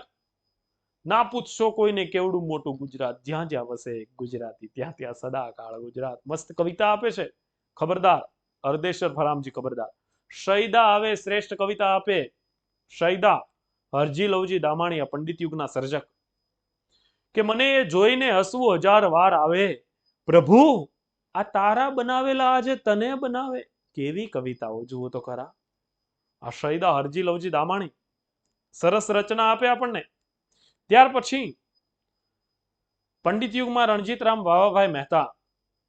આ રણજીતરામ વાવાભાઈ મહેતા આવે છે ને એમણે પણ સારું એવું સાહિત્ય લખેલું છે. સાહિત્ય તો રચ્યું, સાથે સાથે સાહિત્યનું સંવર્ધન કરતી સાહિત્યિક સંસ્થાઓ, ગુજરાતી સાહિત્ય પરિષદ અને ગુજરાતી સાહિત્ય સભાની સ્થાપના રણજીતરામ વાવાભાઈ મહેતાએ કરેલી છે. પરીક્ષામાં પ્રશ્ન પૂછાય આ રણજીતરામ વાવાભાઈ મહેતા વિશે, પૂછી શકે કે સાહિત્યનું સંવર્ધન કરતી સંસ્થાઓના સ્થાપક રણજીતરામ વાવાભાઈ મહેતા વિશે ટૂંક નોંધ લખો. આવો પ્રશ્ન પૂછી શકે. તો આ તો પંડિત યુગ 1885 થી 1915. તમારા મનમાં ક્લિયર થઈ ગયું હશે કે બધા જ સાહિત્યકારો દ્વારા પંડિતાઈ પૂર્વકની ભાષામાં સાહિત્ય રચાયું એટલે પંડિત યુગ, એટલે વિદ્વતા પૂર્વકનું. ભણેલા ગણેલા સર્જકો હતા એટલે સાક્ષર યુગ. ગોવર્ધન રામ ત્રિપાઠી મુખ્ય સર્જક હતા એટલે ગોવર્ધન યુગ. પૂર્વ પશ્ચિમનો સમન્વય હતો એટલે સમન્વય યુગ. હવે હતું વિદ્વતા પૂર્વકનું, પણ હારું આપણાથી તો ઉપર જતું રહે. સીધી રીતે સરળ રીતે સમજાય નહીં એવી પંડિતાઈ પૂર્વકની ભાષા હતી એટલે પંડિત યુગ નામ મળે છે, યાદ રાખજો.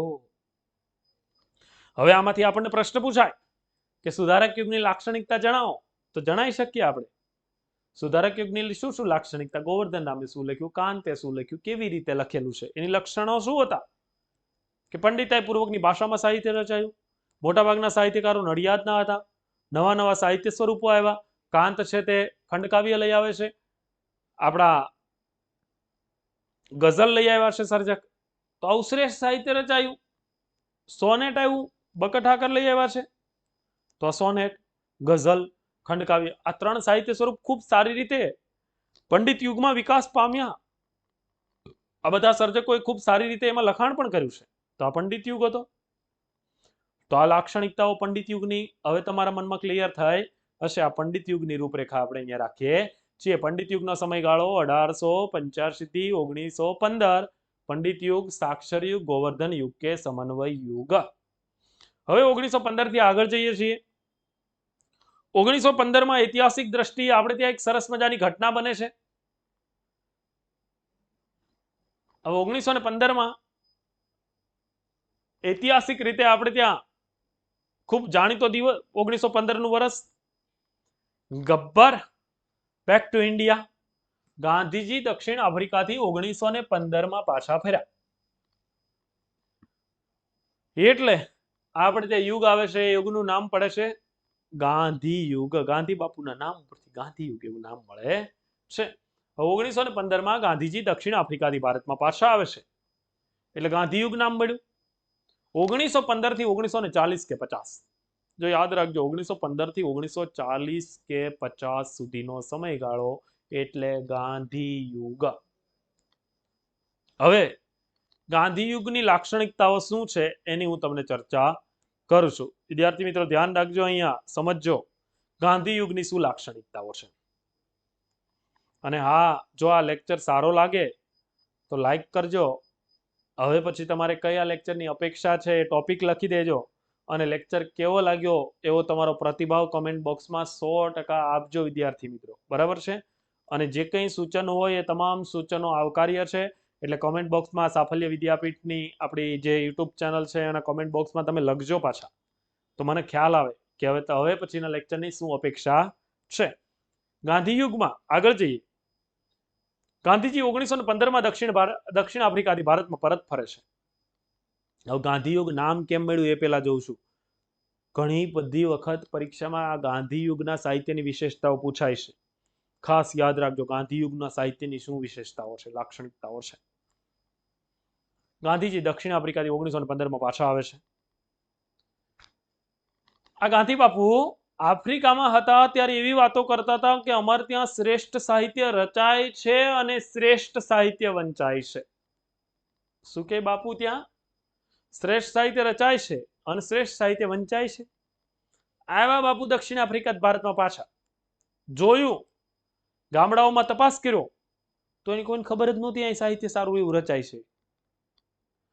ગામમાં જઈને બધે પૂછ્યું, ભાઈ તમે સરસ્વતીચંદ્ર નવલકથા વાંચી? પેલા કે શું છે આવું, કઈ ખબર નહીં અમને. બીજા ગામમાં ગયા, ત્યાં જઈને પૂછ્યું ભદ્રમ ભદ્ર નવલકથા વાંચી? પ્રથમ હાસ્ય નવલકથા? તો કે ના બાપુ આવા અઘરા અઘરા નામ તમે ક્યાંથી લાવો, આવું કઈ અમે જોયું નથી. વાતો કરતા હતા કે અમારે ત્યાં શ્રેષ્ઠ સાહિત્ય રચાય છે વચાય છે. આવ્યા ત્યારે ખબર પડી માત્ર રચાતું જ હતું, વંચાતું નહોતું. માત્ર સાહિત્ય રચાય છે, વંચાતું નથી. ગામડાના છેવાડાના વ્યક્તિ સુધી સાહિત્ય પહોંચ્યું નથી. આવો ગાંધીજીને ખબર પડી ગઈ. દુઃખી થયા બાપુ કે આનું કંઈક કરવું જોઈએ હવે, કે આવું સરસ સાહિત્ય રચાય છે તો આ લોકો સુધી કેમ પહોંચ્યું નથી. ગાંધીજી વિચાર્યું કે આવું સરસ સાહિત્ય રચાતું હોય તો લોકો સુધી તો પહોંચવું જોઈએ ને, પણ પહોંચ્યું નથી. આનું કારણ શું? વિચાર્યું, બહુ વિચાર્યું ગાંધીજીએ. ખબર પડી કે ઉપરવાળા મોટા બાપા હતા એ બધા પંડિત યુગવાળા, પંડિતાઈ પૂર્વકની ભાષામાં સાહિત્ય રચીને ગયા. એમની ભાષા આપણા ગામડાના લોકો સમજે નહીં. આવી અઘરી ભાષા છે, ઉચ્ચ લેવલનું સાહિત્ય છે, જે આપણા છેવાડાના લોકો છે એ સમજી શકે નહીં. બાપુને એવો ગુસ્સો કે આ મારા બેટાઓ અઘરી અઘરી ભાષામાં સાહિત્ય લખ્યું, ગામડાના લોકોને છેવાડાના લોકો સુધી તો સાહિત્ય પહોંચ્યું જ નથી. હવે શું કરવું? ગાંધીજીએ બાંગ પુકારી, બધાને કર્યા ભેગા. કેવું સાહિત્ય લખવાનું? તો ગાંધીજી કહ્યું, એક બાંગ પુકારી કે કોશીઓ પણ સમજી શકે એવી ભાષામાં સાહિત્ય રચાવવું જોઈએ. ફરીવાર બોલું છું, સાંભળજો. કોશીઓ પણ સમજી શકે એવી ભાષામાં સાહિત્ય રચાવવું જોઈએ. આ કોશીઓ એટલે ખેતી કરતો ખેડૂત. એટલે કે આપણે ત્યાં પેલા સિંચાઈ કોષ દ્વારા ચાલતી હતી, કે કોષ હોય ચામડાનો, એક કુવામાં જાય, બળદ સાથે બધું જોઈન હોય ને એ કોષથી પાણી આવતું હતું, સિંચાઈ ચાલતી હતી. આ કોષ ચલાવનાર વ્યક્તિ હોય અને કોશીઓ કહેવાય, એટલે ખેતી કરતો ખેડૂત. એટલે ગાંધી બાપુએ બાંગ પુકારી, જોરથી બોલ્યા કે ગામડાનો વ્યક્તિ સીધી સાદી સરળ ભાષામાં જેવું સાહિત્ય સમજી શકે ને એવી ભાષામાં સાહિત્ય હવે રચવાનું છે. અને સાહેબ ગાંધી યુગના બધા જ સાહિત્યકારો ગાંધીજીની આ વિચારધારાને અનુરૂપ સાહિત્ય લખવા લાગ્યા. એટલે આ યુગને નામ મળે છે ગાંધી યુગ. ગાંધીજીના બોલને બધા સાહિત્યકારોએ ઝીલી લીધો અને જે પ્રમાણે ગાંધીજી કહ્યું એવી સીધી સાદી અને સરળ ભાષામાં સાહિત્યનું સર્જન થયું. એટલે યુગને નામ મળે છે ગાંધી યુગ. જો સરળતા આવી પછી ગાંધીયુગનું બીજું લક્ષણ, ગાંધીજી કહ્યું તમે બીજે બધેથી ઉદાહરણ લાવો છો બહારથી, એના કરતા તમારા સમાજમાં જ જે ઘટના અને પ્રસંગો બને છે, તમારા ગામમાં જે ઘટના અને પ્રસંગો બને છે તેનું આલેખન કરતું સાહિત્ય લખો. અને સાહેબ ગાંધી યુગમાં તત્કાલીન સમાજની પરિસ્થિતિનું આલેખન કરતું સાહિત્ય આપણને ગાંધી યુગમાં ગાંધીજીની પ્રેરણાથી પ્રાપ્ત થાય છે. આ લક્ષણ છે ગાંધી યુગનું કે તત્કાલીન સમાજની પરિસ્થિતિનું આલેખન કરતું સાહિત્ય ગાંધી યુગમાં મળે છે. એટલે યુગને નામ મળે છે ગાંધી યુગ. ગાંધીજીના બોલને ઝીલી લીધો. બીજું ગાંધીજી કહ્યું કે તમે ધનિક લોકોની વાતો કરો છો સાહિત્યમાં, શેઠિયાઓની વાતો કરો છો. ખરું સાહિત્ય તો ગામડાના ગરીબ વ્યક્તિની અંદર છે. ગરીબોની વેદનાને વાચા આપતું સાહિત્ય લખો. એટલે સાહેબ ગાંધી યુગમાં દીન જન વાત્સલ્યની કવિતા આવી. જો યાદ રાખજો, દીન જન એટલે ગરીબોની વેદનાને વાચા આપતી કવિતા આપણે તે ગાંધી યુગમાં લખાય છે. ગાંધીજીના આ બોલને ઝીલી લીધો ગાંધીયુગના 3 સર્જકોએ.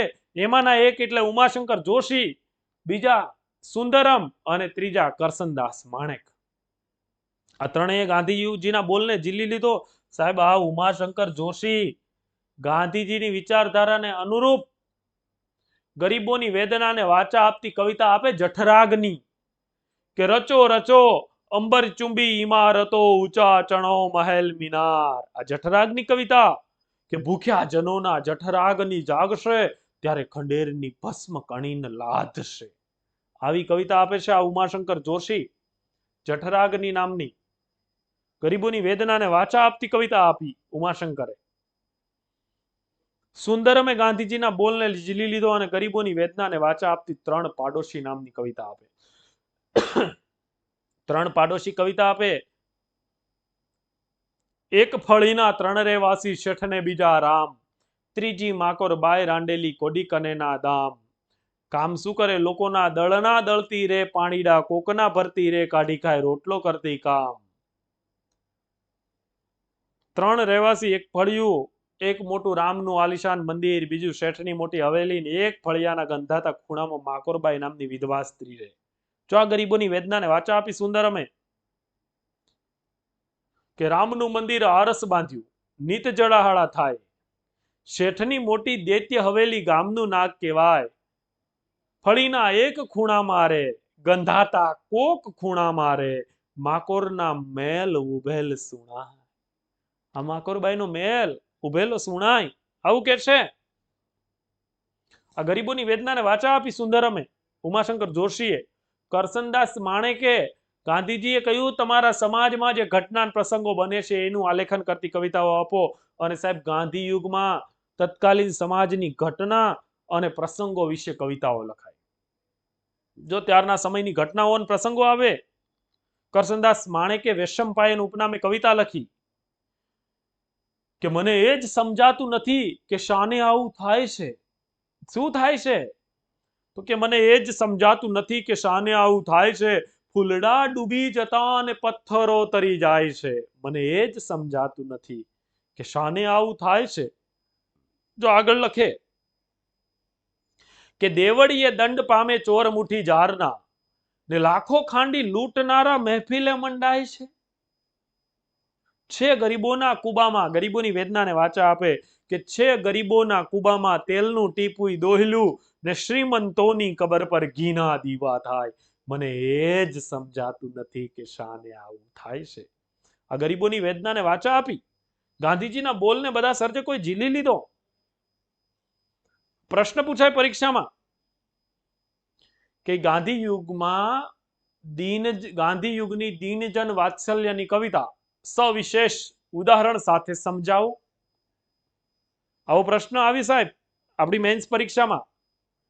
તો આ ગાંધીજી એ જે ગરીબોની વેદનાને વાચા આપતી કવિતાઓ આપી છે, જે લખાવડાવી છે, એ બધી જ આપણે વિગતે ચર્ચા કરવી પડે. આપણી પરીક્ષાનો સિલેબસનો ટોપિક. તો ઉમાશંકરે, સુંદરમે કે કરસનદાસ માણેકે કેવી રીતે ગરીબોની વેદનાને વાચા આપી.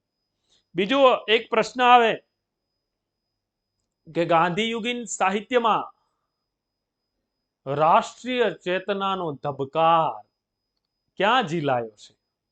ગાંધીયુગીન સાહિત્યમાં રાષ્ટ્રીય ચેતનાનો ધબકાર ક્યાં ઝીલાયો છે અને એમાં આપણે પહેલું જ નામ લઈ શકીએ જેમને આપણે કસુંબલ રંગના ગાયક તરીકે ઓળખીએ છીએ, ગાંધીયુગના શિરમોર સર્જક ઝવેરચંદ કાળીદાસ મેઘાણી. કસુંબલ રંગનો ગાયક,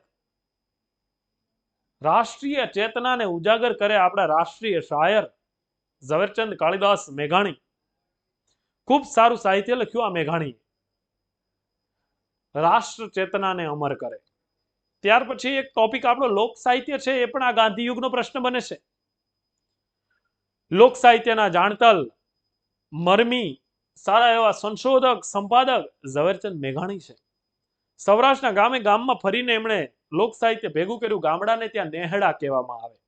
આ સૌરાષ્ટ્રના દરેક નેહડામાં ફરી ચારણ, બારોટ, ગઢવી, ગામડાના માળી પાસેથી બેસી બેસીને કથા, વાર્તા, હાલરડા, લગ્ન ગીતો, લોકગીતો, ફટાણાઓ સાંભળ્યા અને જે કંઠસ્થ પરંપરાથી આપણું લોક સાહિત્ય ચાલ્યું આવતું હતું તેને લિખિત પરંપરામાં ઢાળી આપવાનું કામ આ મેઘાણી બાપુએ કર્યું છે. ગાંધીયુગના સારા એવા સર્જક. તો કેટલા પ્રશ્નો આપણા ગાંધીયુગના બને વિચારો તમે. રાષ્ટ્ર ચેતના ઝીલાય છે, રાજ મને લાગ્યો કસુંબીનો રંગ. આ રાષ્ટ્ર ચેતના. ગીતો લખ્યા કે ઘાયલ મરતા મરતા રે માતની આઝાદી ગાવે. કેવી કવિતાઓ. રક્ત ટપકતી સોસો જોડી સમરાંગણથી આવે, કેસર વર્ણી સમર સેવિકા કોમળ છેજ બિછાવે, ઘાયલ મરતા મરતા રે માતની આઝાદી ગાવે. આ રાષ્ટ્ર ચેતનાની કવિતાઓ પાકિસ્તાનથી જ્યારે લાશોની ટ્રેનો ભરાઈને આવતી હતી ત્યારે લખાયેલું ગીત ઝવેરચંદ મેઘાણીએ લખેલું. રક્ત ટપકતી સોસો જોડી સમરાંગણથી આવે, કેસર વર્ણી સમર સેવિકા કોમળ સેજ બિછાવે, ઘાયલ મરતા મરતા રે માતની આઝાદી ગાવે. આ કવિતા છે ઝવેરચંદ મેઘાણી પાસેથી આપણને પ્રાપ્ત થાય છે કે માતની હાકલ પડી છે. આ બધી કવિતાઓ મેઘાણી પાસેથી મળે છે આપણને. ગાંધીજી બીજી ગોળમેજી પરિષદમાંથી જાય છે ત્યારે લખાયેલું ગીત, બીજી ગોળમેજી પરિષદનું વર્ણન, છેલ્લો કટોરો આપી જજો બાપુ. આ ગોળમેજી પરિષદ વાળું.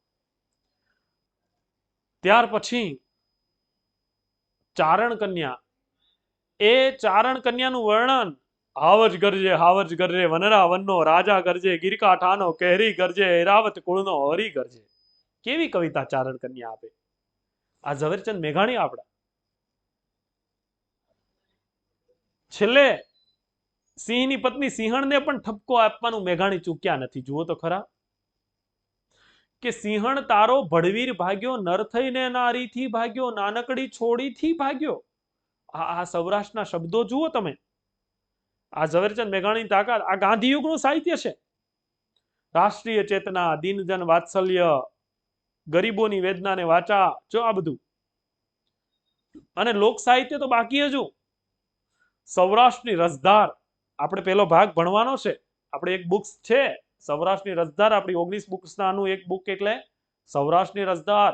સોરઠી બહારવટિયા, સોરઠી સંતો, સોરઠને તીરે તીરે સૌરાષ્ટ્રના ખંડેરોમાં. આવી કવિતાઓ આપી. લોક સાહિત્યના પુસ્તકો છે. લોક સાહિત્ય પણ આપણે ભણવાનું છે.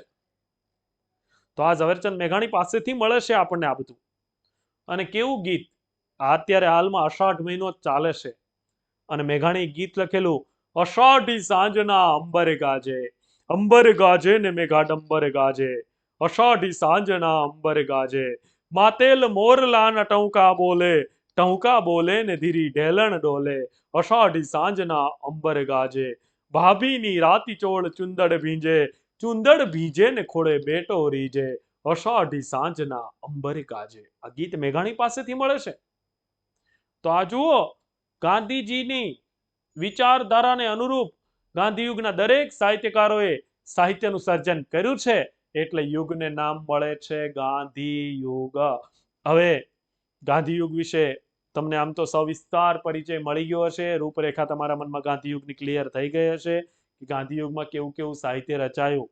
શેષ સાહિત્ય લખાય. પરીક્ષામાં પ્રશ્ન પૂછાય એક કે ગાંધીયુગના સાહિત્યની વિશેષતા દર્શાવી કનૈયાલાલ મુનશીની સવિસ્તાર ચર્ચા કરો. સાહિત્યકારની સાથે સાથે રાજકીય ક્ષેત્રે સામાજિક ક્ષેત્રે પણ અગ્રીમ હરોળમાં મૂકી શકાય એવા સર્જક અહીંયા ગાંધી યુગમાં આવે, કનૈયાલાલ માણેકલાલ મુનશી.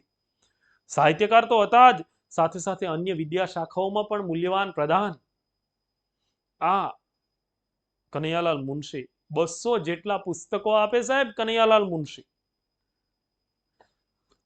ગાંધી યુગમાં ટૂંકી વાર્તા એટલે કે વાર્તા નવલિકાનું ખેડાણ ખૂબ સારી રીતે થયું. આ નવલિકાનો પ્રશ્ન પૂછાય આપણને કે ગાંધીયુગીન નવલિકાનો સવિસ્તાર ચર્ચા કરો. નવલિકાઓ એટલે વાર્તાઓ. મલયાનિલ કંચનલાલ વાસુદેવ મહેતાએ મલયાનિલ ગોવાલણી નામની વાર્તાથી શરૂઆત કરી. ધૂમકેતુ આવે ગુજરાતી વાર્તાના પિતા, અને એમની ખૂબ જાણીતી વાર્તા પોસ્ટ ઓફિસ. તમે ભણીને આવ્યા છો અભ્યાસક્રમમાં. પોસ્ટ ઓફિસ વાર્તા, અલી ડોસો અને મરિયમ વાળી વાર્તા. પછી આપણે ત્યાં ઈશ્વર પેટલીકર વાર્તાઓ લખે, અને એમાં એક મંગુ અને અમૃત કાકીની લોહીની સગાઈ વાળી વાર્તા. ખૂબ જાણીતી વાર્તાઓ થઈ ગયેલી છે. પછી આપણે ત્યાં રામનારાયણ વિશ્વનાથ પાઠક, રાવી પાઠક દ્વિરેફની વાતો. શ્રેષ્ઠ મુકુંદરાય, 10મા ધોરણમાં તમે રાવી પાઠકની વાર્તા ભણીને આવ્યા. જક્ષણી, ચંડી કોપ ના કરો પ્રસન્ન થાઓ. આ બધી વાર્તાઓ અહીંયા મળે છે આપણને ગાંધી યુગમાં. તો આ 1915 થી 40 કે 50 સુધીનો સમયગાળો ગાંધી યુગ, ગાંધીજીની વિચારધારાને અનુરૂપ ગાંધી યુગમાં સાહિત્યનું સર્જન થયેલું છે. અને એ વિચારધારાને અનુરૂપ સાહિત્ય રચાયું ગાંધીજીની, એટલે યુગને નામ મળે છે ગાંધી યુગ. ઘણા બધા વિદ્વાનો 1915 થી 40 કે 50 માને છે, કોઈક 40 માને છે, કોઈક 50 માને છે, પણ મોટા ભાગના આપણે 40 સુધી ગણે છે. તો 40 સુધીનો સમયગાળો એટલે ગાંધી યુગ. ગાંધી યુગ પછી યુગ બદલાય છે, અને ગાંધી યુગ પછી આ જ સમયગાળા દરમિયાન આપણે ત્યાં યુગ આવે છે અનુગાંધી યુગ. ગાંધી યુગ તો એમનેમ છે જ તે. અહીંયા નવો એક શબ્દ એડ થયો, અનુ. અનુ એટલે આપણે કહીએ અનુગામી એટલે પછીનું. એટલે ગાંધીયુગ પછીનો યુગ એટલે અનુગાંધી યુગ. ધ્યાન રાખજો, ગાંધીયુગ પછીનો યુગ એટલે અનુગાંધી યુગ. આમ તો 1940 થી 1960 નો સમયગાળો મનાય. કયો? 1940 થી 1960. પણ જુદા જુદા વિદ્વાનોના મત મતાંતરો છે, એટલે 40 કે 50 થી 55 થી 60 સુધીનો સમયગાળો. 1940 કે 50 થી 1955 કે 60. મોટા ભાગે 40 થી 60 નો સમયગાળો ગણાય છે અનુગાંધી યુગ. અનુગાંધી યુગના મુખ્ય 2 સર્જકો હતા. એક છે આપણા રાજેન્દ્રભાઈ શાહ, અને બીજા છે નિરંજન ભગત. આ રાજેન્દ્ર શાહ અને આ નિરંજન ભગત, આ બંને અનુગાંધી યુગના મુખ્ય સર્જક હતા. એટલે બીજું નામ આ યુગને મળે છે રાજેન્દ્ર નિરંજન યુગ. જો અનુગાંધી યુગનું બીજું નામ છે રાજેન્દ્ર નિરંજન યુગ. કેમ કે આ યુગના મુખ્ય 2 સર્જકો, એક રાજેન્દ્ર શાહ અને બીજા નિરંજન ભગત હતા, એટલે રાજેન્દ્ર નિરંજન યુગ એવું નામ મળે છે. હવે અનુગાંધી યુગની લાક્ષણિકતાઓ શું છે? અનુગાંધી યુગને બીજું સૌંદર્યવાદી કવિતાનો યુગ કહેવાય, એટલે કે પ્રકૃતિવાદી કવિતાનો યુગ. શેનો? પ્રકૃતિવાદી કવિતાનો યુગ કહેવાય અનુગાંધી યુગને. પહેલો જ પ્રશ્ન પૂછાય કે અનુગાંધી યુગીન સૌંદર્યવાદી કવિતાઓની સવિસ્તાર ચર્ચા કરો. અનુગાંધી યુગમાં કવિતાઓમાં પ્રકૃતિ નિરૂપણ, આવો પ્રશ્નો પૂછી શકે આપણને. તો હવે જોજો, ધ્યાન રાખજો. સૌંદર્યવાદી કવિતાઓ, પ્રકૃતિને કેન્દ્રમાં રાખીને અનુગાંધી યુગમાં ગીતો લખાયા છે. શું લખાયું છે? અનુગાંધી યુગમાં ખૂબ સારા ગુજરાતી ભાષામાં ગીતો લખાયા. તો આવો પણ પ્રશ્ન આવે કે અનુગાંધી યુગમાં લખાયેલા ગીતોની ચર્ચા કરો. અત્યારના ખૂબ જાણીતા બનેલા ગીતો મોટાભાગના અનુગાંધી યુગમાં આપણે ત્યાં લખાયેલા છે. થોડા ઉદાહરણો જોઈએ એટલે હમણાં ખ્યાલ આવી જાય યુગમાં શું લખાયેલું છે અને કેવી રીતે લખાયેલું છે. અનુગાંધી યુગના પહેલા જ સર્જકની આપણે ચર્ચા કરીએ, રાજેન્દ્ર કેશવલાલ શાહ. આ રાજેન્દ્ર શાહ કપડવંજના વતની હતા, અને એ રાજેન્દ્ર શાહ પ્રકૃતિને કેન્દ્રમાં રાખીને ખૂબ સારા ગીતો લખે. સાહેબ, ધ્વનિ કાવ્ય સંગ્રહ માટે 2001માં ભારતીય જ્ઞાનપીઠ પુરસ્કારથી સન્માનિત કરવામાં આવેલા આ સર્જક છે રાજેન્દ્ર શાહ. એ રાજેન્દ્ર શાહ પ્રકૃતિને કેન્દ્રમાં રાખીને ખૂબ સારા ગીતો લખે. અને એક ખૂબ જાણીતું ગીત હમણાં તમને પણ યાદ આવી જશે. પેલી શું વીણવા ગઈ હતી એ ગીત છે.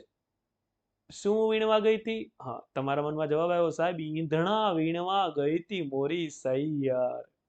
આ ગીત રાજેન્દ્ર શાહનું છે કે ઈંધણા વીણવા ગઈ હતી મોરી સૈયર, વેળા બપોરની થઈ હતી મોરી સૈયર, ઈંધણા વીણવા ગઈ હતી મોરી સૈયર. આ ઈંધણા એટલે બળતણ,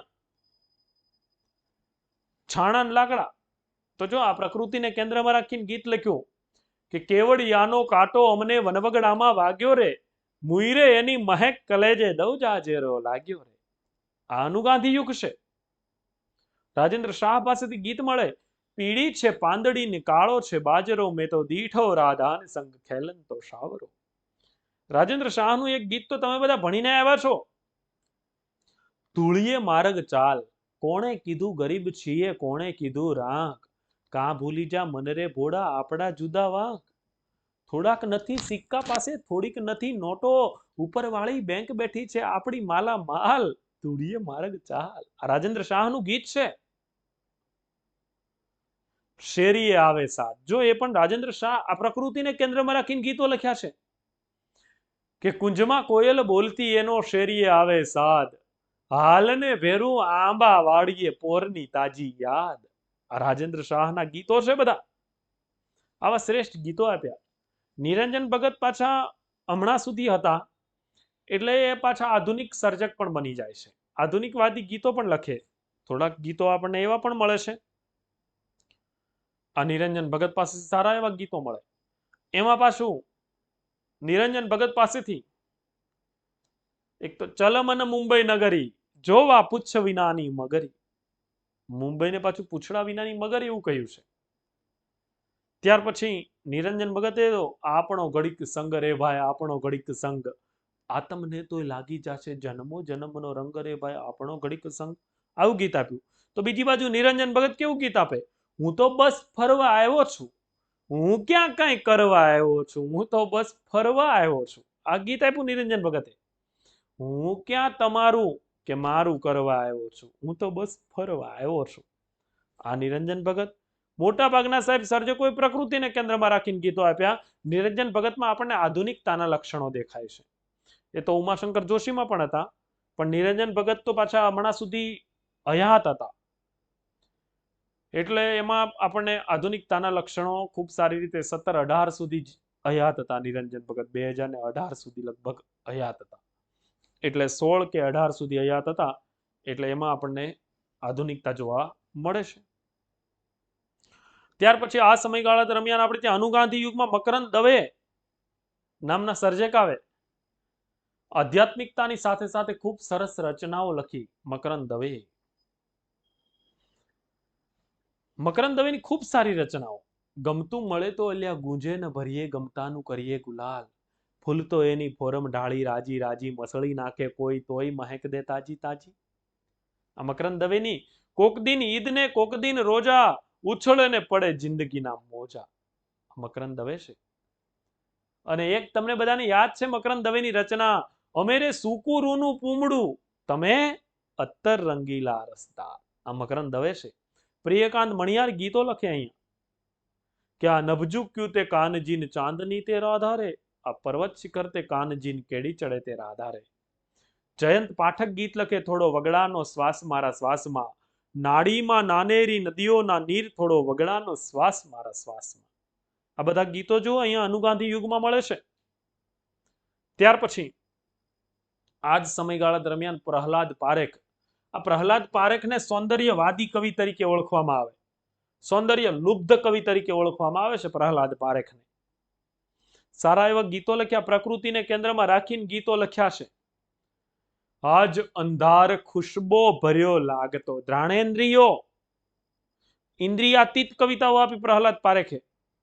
જુઓ, આજ અંધાર ખુશબો ભર્યો લાગતો, આજ સૌરભ ભરી રાત સારી, આજ આશાલની મંજરી જરી જરી પમરતી પાથરી દે પથારી, આજ ઓ પારથી ગંધને લાવતી દિવ્યકો સિંધુની લહેરી લહેરી, આજ આકાશથી તારલા માહિતી મહેકતી આવતી શી સુગંધી, ક્યાં કયું પુષ્પ એવું ખીલ્યું જેહના મગમગાટે નિશાજ ભારી, ગાયના કંઠ કો તારના રણજણે ક્યાં થકી સુર કેરી ફુવારી, ચિત્ત જે નિત્ય આનંદ ને કલ્પતું આવ્યો તે થઈ સુરભીપુર, હૃદય વ્યગ્ર સુર કાજે હતું હરિણ શું તે મળ્યો આજ આસુરા. બારી બહાર કાવ્ય સંગ્રહની કવિતા છે આજ નામની.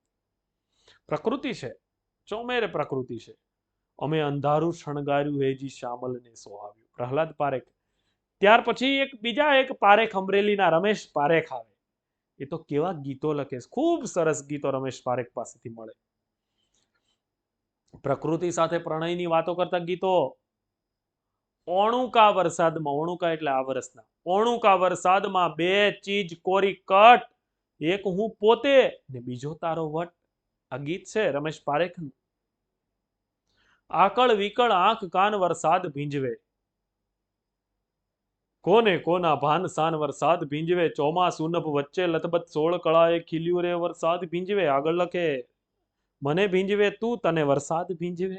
આવી કવિતાઓ આપે રમેશ પારેખ. ક્યાંક લીલું ચટાક, ક્યાંક લીલું ચટાક, ક્યાંક લીલું ચટાક મારી આંખમાં, ક્યાંક લીલું ચટાક તારી આંખમાં. આવી કવિતાઓ. ખૂબ સરસ ગીતો લખ્યા રમેશ પારેખે. સાવરિયો રે મારો સાવરિયો, હું તો ખોબો માગું ને દઈ દે દરિયો. આ રમેશ પારેખ અહીંયા ગીતો લખ્યા. મણીલાલ દેસાઈ આવે, સુરત બાજુના કવિ મણીલાલ દેસાઈ ગીત લખે. ઉંબરે ઉભી સાંભળું રે બોલવા આલમના, ઘરમાં સૂતી સાંભળું રે બોલવા આલમના, ગામને પાદર ઘુઘરા બાજે, ઊંઘમાંથી મારા સપના જાગે, સપના રેલો વાલમના, ઉંબરે ઉભી સાંભળું રે બોલવા આલમના. અહીંયા અનુગાંધી યુગમાં લખાયેલું છે.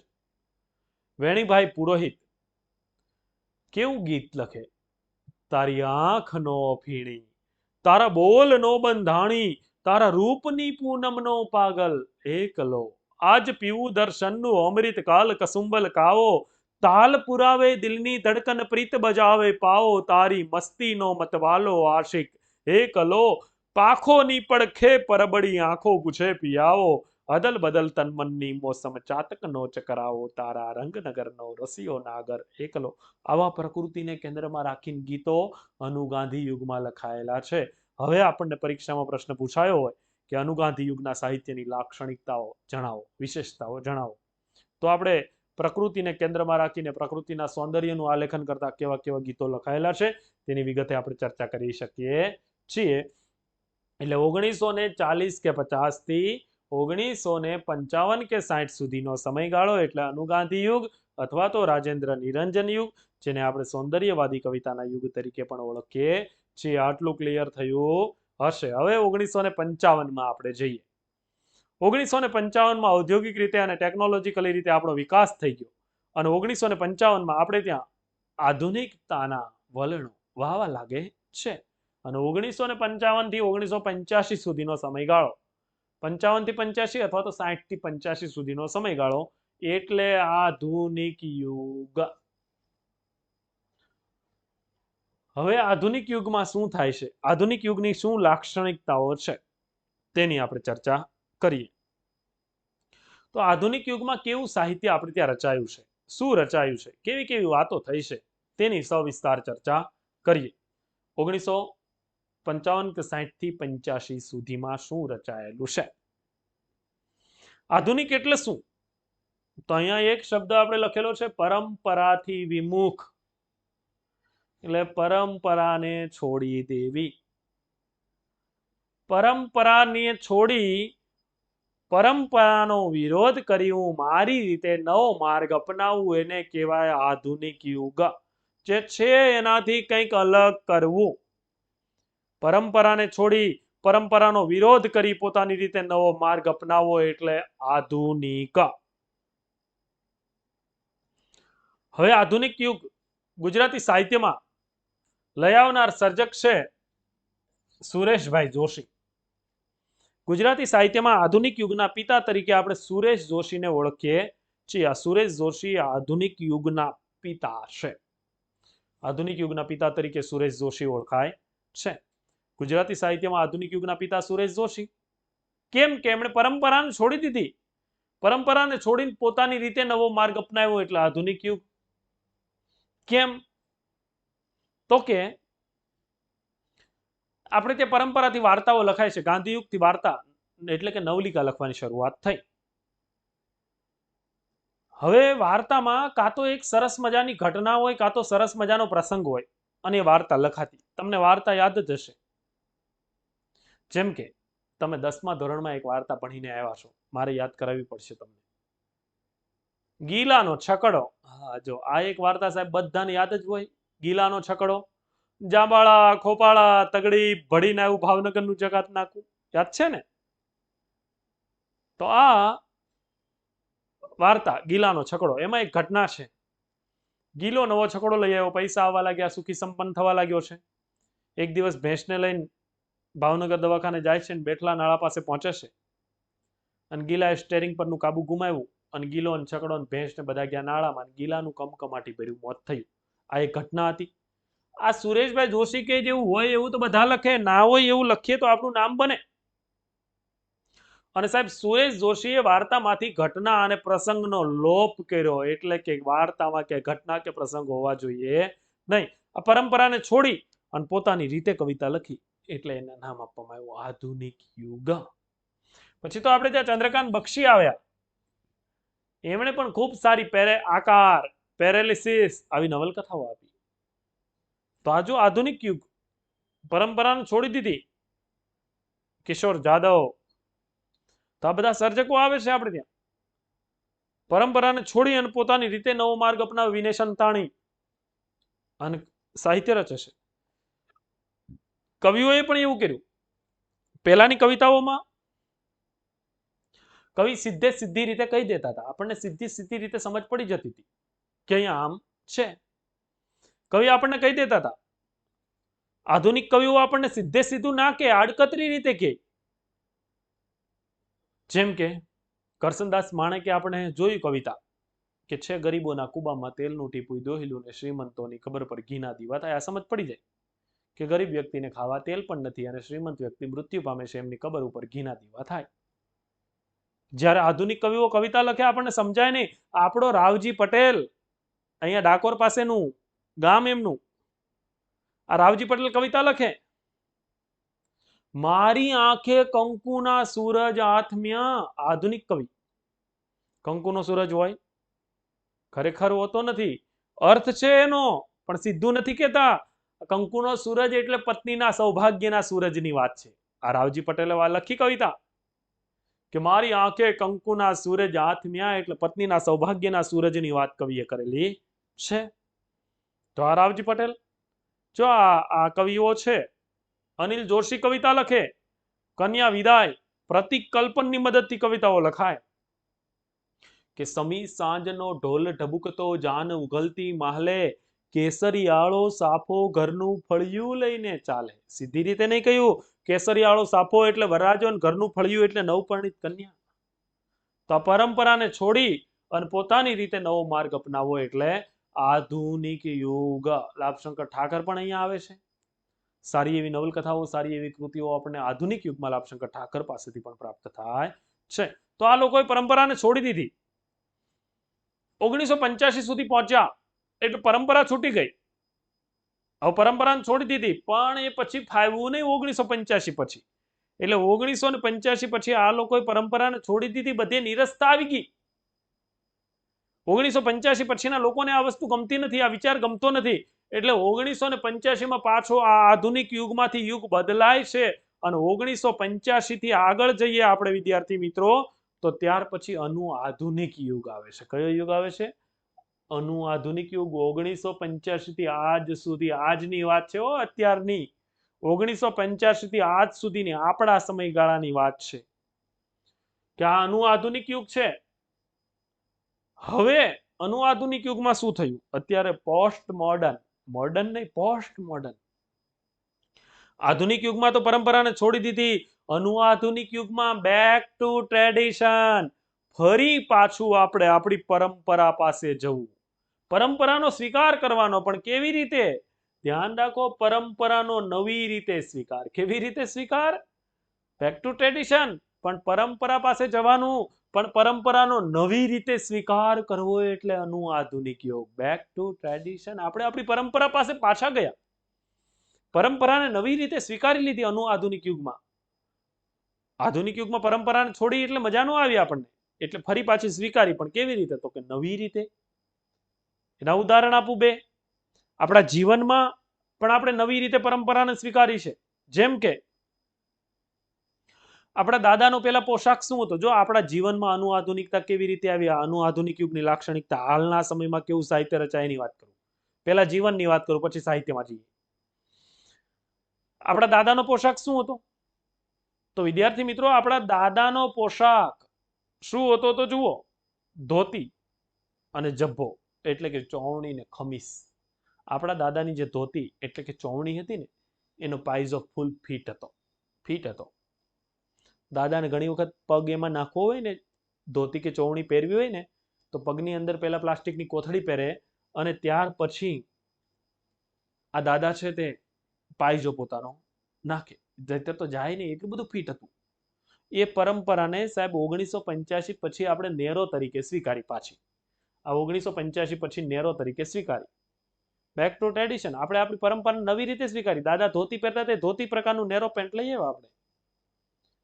એના સિવાય બીજી વાત કરીએ તો પેલા દાદા ધોતી પહેરતા હતા એવું બલૂન પેન્ટ લઈ આવ્યા આપણે, ખબર છે? આ બલૂન, એ દાદા દરરોજ બલૂન જ પહેરતા હતા, પણ આપણે ધોતીની જગ્યાએ બલૂન કરી નાખ્યું. તો જો આ પરંપરાને નવી રીતે સ્વીકારી લીધી. Back to tradition. આપણા દાદા પેલા જે પોશાક પહેરતા હતા, આ દાદા જે ખમીસ પહેરતા હતા એ કુર્તો જ હતો. દાદા જે કેડિયું પહેરતા હતા એ આજે આપણે નવરાત્રીમાં નવી રીતે પહેરીએ છીએ. છે તો એનું એ જ કે નહીં? આપણા દાદીનો પોશાક. આપણા દાદી એક ચણિયો, એક બ્લાઉઝ ને એક નાનકડી ઓઢણી જેવડી સાડી, એને ઘણા બધા લોકો જીમીને કાપડું કે, ઘણા બધા લોકો ઘાઘરીને પોલકું કે, ઘણા બધા લોકો એને કાછડો કે. આ દાદીમાં પહેરતા હતા. એ જ પરંપરાને સાહેબ આજે આપણે નવી રીતે ચોલી તરીકે સ્વીકારી. Back to tradition. પરંપરાને નવી રીતે સ્વીકારવી એટલે આધુનિક યુગ. જો આ પરંપરા નવી રીતે સ્વીકારી આજે આપણે 1985 પહેલા આપણે ત્યાં આપણા દાદા વખતે છે ને પેલા માટીના વાસણ હતા. શેના વાસણ હતા? માટીના વાસણ. રસોઈ માટીના વાસણમાં બનાવવામાં આવતી હતી. આજે આપણે એ પરંપરાને સાહેબ નવી રીતે સ્વીકારી. જુઓ, અત્યારે માટીના વાસણ ફરી પાછા મળવા લાગ્યા. નવી રીતે મળે છે, નવા આકારના મળે છે, પણ મળે છે ને. તો આ પરંપરા નવી રીતે સ્વીકારવી એટલે આધુનિક યુગ. આપણે આધુનિક નહીં, આપણે પાછા વળી ગયા, પરંપરા પાસે પાછા ગયા છીએ. અત્યારે આપણા ઋષિ મુનિઓ યોગ કરતા હતા કે નહોતા કરતા? આજે 21મી સદીમાં સાહેબ આપણે ફરી પાછું યોગને સ્વીકારો. રાજ્ય કક્ષાએ નહીં, રાષ્ટ્ર કક્ષાએ નહીં, આંતરરાષ્ટ્રીય યોગ દિવસ ઉજવવા લાગ્યા 21મી જૂન. તો આ ફરી પાછા બેક ટુ ટ્રેડિશન, પરંપરા પાસે પાછા ગયા. તો આધુનિક યુગ. હવે સાહિત્યમાં પણ આપણે પરંપરા પાસે પાછા ગયા છીએ. કેવી રીતે સાહિત્યમાં પરંપરા પાસે પાછા ગયા? તો આપણે ત્યાં પહેલા સાહિત્ય જે રચાતું હતું એમાં પુરાણ, મહાભારત, રામાયણના ઉદાહરણો આવતા હતા કે નહીં? પુરાણ, મહાભારત, રામાયણમાંથી, આપણા પારંપરિક ગ્રંથોમાંથી લખવામાં આવતું. એ પરંપરાને આજે આપણે નવી રીતે લઈ આવ્યા સાહેબ. આજે આપણા સિતાંશુ યશસ્ચંદ્ર મહેતા જટાયુ નામનો કાવ્ય સંગ્રહ આપે. ક્યાં હતું આ જટાયુ? રામાયણમાં હતું કે નહીં? પરંપરા નવી રીતે લાવ્યા જટાયુ કાવ્ય સંગ્રહ. ઈ છોડો સાહેબ, તમારી યુપીએસસી ના સિલેબસમાં પેપર 2 નું છેલ્લું પુસ્તકનું નામ શું છે? અશ્વત્થામા. ક્યાં હતા? ગયા પરંપરા પાસે પાછા. એ પરંપરાને પાછી લઈ આવ્યા નવી રીતે. અશ્વત્થામા મહાભારતમાં આવતા હતા, ફરી પાછા ગયા. વિનોદ જોશી શિખંડી નામનું દીર્ઘ કાવ્ય આપે, સૈરંધ્રી નામનું કાવ્ય આપે. આ પરંપરા નવી રીતે લાવીએ છીએ આપણે. દ્રૌપદી વિશેના કવિતાઓ મળે, નવલકથાઓ મળે. તો આ પરંપરા પાસે પાછા ગયા ને એ પરંપરાને નવી રીતે લાવવી એટલે આધુનિક યુગ. જો આપણે પુરાણ, મહાભારત, રામાયણમાંથી ઉદાહરણો લાવવાનું સાહિત્ય રચાય છે અત્યારે, તો ગયા ને બેક ટુ ટ્રેડિશન. આધુનિક યુગની વિશેષતા છે. ત્યાર પછી હવે શું બને છે સાંભળજો. ખાસ આ વાત આધુનિક યુગની. અત્યારે હાલમાં આપણે ત્યાં મિત્રો 1985 સુધી એક ઉદ્યોગ ચાલતો હતો અમદાવાદમાં. આ ઉદ્યોગ અમદાવાદમાં ચાલતો હતો કાપડ ઉદ્યોગ. જૂની મિલો હતી. આ મિલો 1985 આજુબાજુ બધી બંધ થઈ ગઈ. બધી મિલો બંધ થઈ જાય છે એટલે બને છે એવું કે 1985 સુધીમાં મિલો બંધ થઈ ગઈ. બે ભાઈઓ હોય તો ગામડે એક ભાઈ છે એ નોકરી કરતો હોય, ગામડે એક ભાઈ ખેતી કરતો હોય, બીજો ભાઈ મિલમાં નોકરી કરતો હોય. હવે મિલો બંધ થઈ ગઈ એટલે બધા થયા બેરોજગાર. એટલે 1985 પછી બેરોજગારો મિલમાંથી છૂટા થયા, બધા બેરોજગાર થઈ ગયા બિચારા. ગામડું સ્વીકારવા તૈયાર નહોતું, શહેરમાં રહેવું પોસાય એમ નહોતું. હવે શું કરે? અને એમાંથી બે ચેતનાઓ આપણે ત્યાં જન્મે છે અત્યારે હાલમાં, આ ગ્રામ્ય ચેતના અને શહેરી નગર ચેતના. આ ગ્રામ્ય ચેતના આવે છે, નગર ચેતના આવે છે. જેમ કે ગ્રામ્ય ચેતના તો ગામડામાં રહ્યા હોય, શહેરમાં ફાવે નહીં, અને એના ઉપરથી કવિતાઓ લખાય. આપણા દલપત પઢિયાર કરીને ગાંધીનગરમાં ક્લાસ 1 અધિકારી હતા ભાષા નિયામક કચેરીમાં, અને રવિભાણ સંપ્રદાયની ગાદીના વારસ દલપત પઢિયાર સામે કાંઠે તેડા નામની કવિતાઓ કાવ્ય સંગ્રહ આપે, ભોયબંધલો નામનો કાવ્ય સંગ્રહ આપે. આ ગ્રામ્ય ચેતના છે. એમાં ગામડાનું આલેખન કરતી કવિતાઓ. એમાંની એક ગાંધીનગર નામની કવિતા આપે આ દલપત પઢિયાર. ગ્રીન સિટી કવિતાનું ટાઇટલ, ગાંધીનગરને ગ્રીન સિટી કહેવાય ને, એના વિશે કવિતા લખે કે કહેવાય તો આ ગ્રીન સિટી, પણ અહીંનું એકેય વૃક્ષ એ વાત માનવા તૈયાર નથી. કેમ કે અહીં વૃક્ષના મૂળમાં માટી નહીં, સિમેન્ટ કોન્ક્રીટ છે. આવી કવિતા આપે. અહીં ઉગેલા નહીં, આવેલા રહે છે. એટલે અહીં જન્મજાત કોઈ રહેતું નથી ગાંધીનગરમાં, બધા બહારથી આવીને રહે. આ ગ્રામ્ય ચેતના. નગર ચેતનાની કવિતાઓ રચાય છે આપણે ત્યાં, કે ચલમન મુંબઈ નગરી જોવા પૂછ વિનાની મગરી. પછી દલિત લોકોની વેદના, પીડા, વાચના, આક્રંદને રજૂ કરતું સાહિત્ય પણ રચાય છે. અને શરૂઆત કરે જોસેફ મેકવાન. આંગળિયાત નવલકથા હતી. ગુજરાતી ભાષાની પ્રથમ દલિત નવલકથા છે આંગળિયાત. જોસેફ મેકવાન લખે પહેલી નવલકથા. ત્યાર પછી આપણે ત્યાં વિદેશમાં વસવાટ આપણા લોકોનો થયો, અને વિદેશમાં વસતા ગુજરાતીઓ છે એ ગુજરાતી ભાષામાં જે સાહિત્ય રચે એ ડાયસ્પોરા સાહિત્ય પણ હાલમાં રચાય છે. અને ડાયસ્પોરા વિશે તો આપણને વિગતે પરીક્ષામાં ઘણી વખત પ્રશ્નો પણ પૂછાય છે, તો એમની તો આપણે આપણા કોર્સમાં અને આગળ જતા આ વિડીયોમાં પણ વિગતે ચર્ચા કરીશું. તો આ આધુનિક યુગ, બેક ટુ ટ્રેડિશન, આપણે આપણી પરંપરા પાસે આધુનિક યુગમાં પાછા ગયા છીએ. તો વિદ્યાર્થી મિત્રો, આ બધા જ યુગોની ચર્ચા અહીંયા આપણે પૂરી કરીએ છીએ. જુઓ, 1850 થી આજ સુધી પહોંચાડી દીધા મેં તમને. 1850 થી 85 સુધી સુધારક યુગ, 1885 થી 1915 સુધી પંડિત યુગ, 1915 થી 1940 કે 50 ગાંધી યુગ, 1940 કે 50 થી 1955 કે 60 સુધી અનુગાંધી યુગ, 1955 થી 1985 સુધી આધુનિક યુગ, અને 1985 થી આજ સુધી આ આધુનિક યુગ. આ 6 અર્વાચીન યુગના 6 યુગની આપણે વિગતે ચર્ચા આ વિડીયોમાં કરેલી છે.